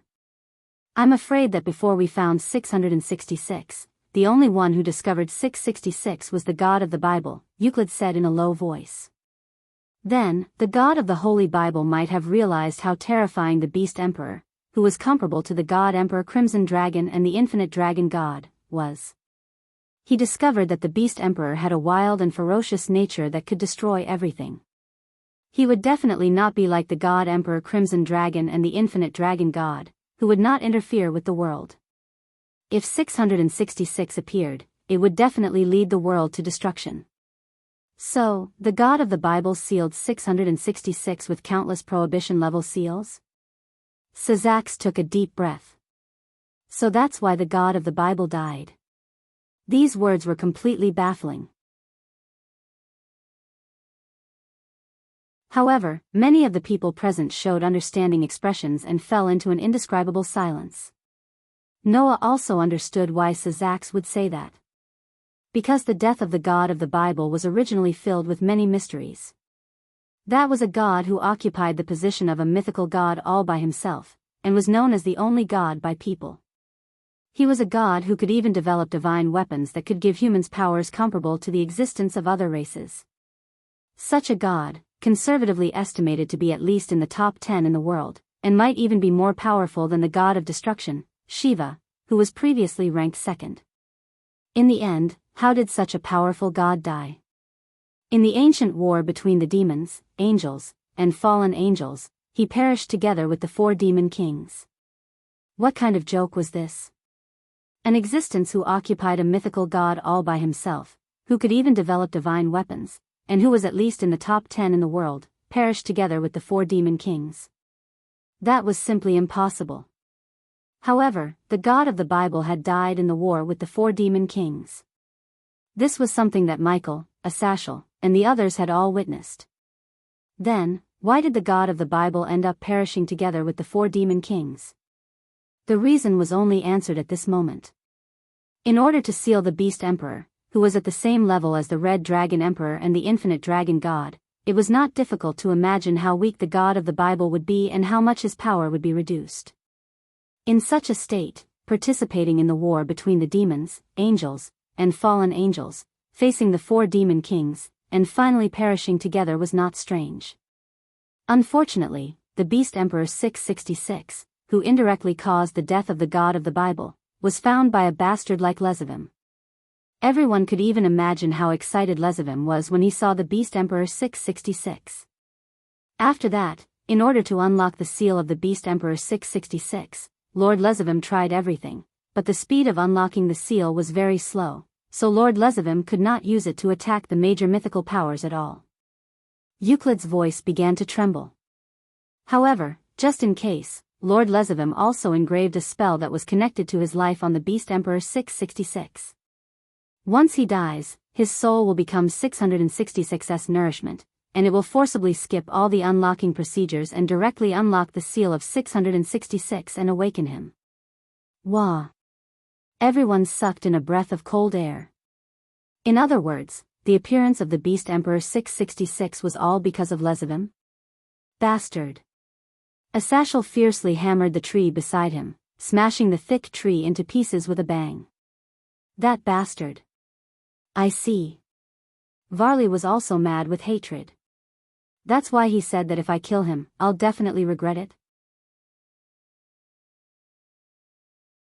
Just when everyone was having a hard time adapting to the sudden information, an earth-shattering roar resounded again. Boom! As if an atomic bomb had been detonated, a huge fireball fell from mid-air and exploded in the dense crowd of Asura gods and Buddhas, setting off a violent shock wave and a terrifying sea of fire that engulfed the warriors one by one. Monster. What? What do we do? Attack. Hurry up and attack. Stop joking. We'll die. Seeing their comrades die one after another in front of them, everyone panicked.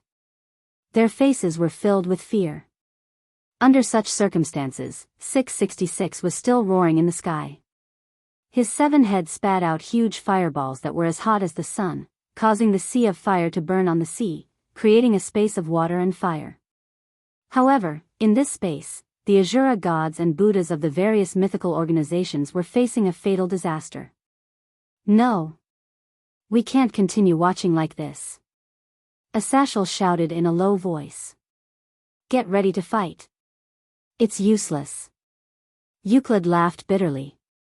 That's an existence that's completely different from us. It's the Beast Emperor from the Revelation of the World. Unless it's the Emperor of God Red Dragon or the Infinite Dragon God, it's impossible to defeat it. Right, the Infinite Dragon God. Asashel turned his head and looked at Orpheus and Lilith. Orpheus, Lilith, hurry up and stop that Beast Emperor. No, we can't do it. Orpheus shook his head without hesitation. I'm no match for 666 now. It's dangerous. Lilith kept staring at 666 in the sky, her petite body trembling. The Beast Emperor is very dangerous. Seeing Orpheus and Lilith in such a state, everyone's face darkened. If it's the Infinite Dragon God in its complete form, it's still possible. But now, Orpheus and Lilith have no way of resisting 666, Euclid said stiffly. It's over for this world. However, at this moment, Wally said sarcastically. In the past, perhaps only the Emperor of God Red Dragon and the Infinite Dragon God could fight against the Beast Emperor from the Revelation of the World. But now, isn't there another person who can defeat 666? Wally raised his head and looked at the sky. Haven't you noticed that that person is no longer here? Hearing Wally's words, everyone was shocked. Bam! At the same time, a muffled thunder-like sound resounded in the sky. You're tuning into the Dreamy Love Stories YouTube channel. Don't forget to subscribe and join us on this journey to catch the most captivating stories.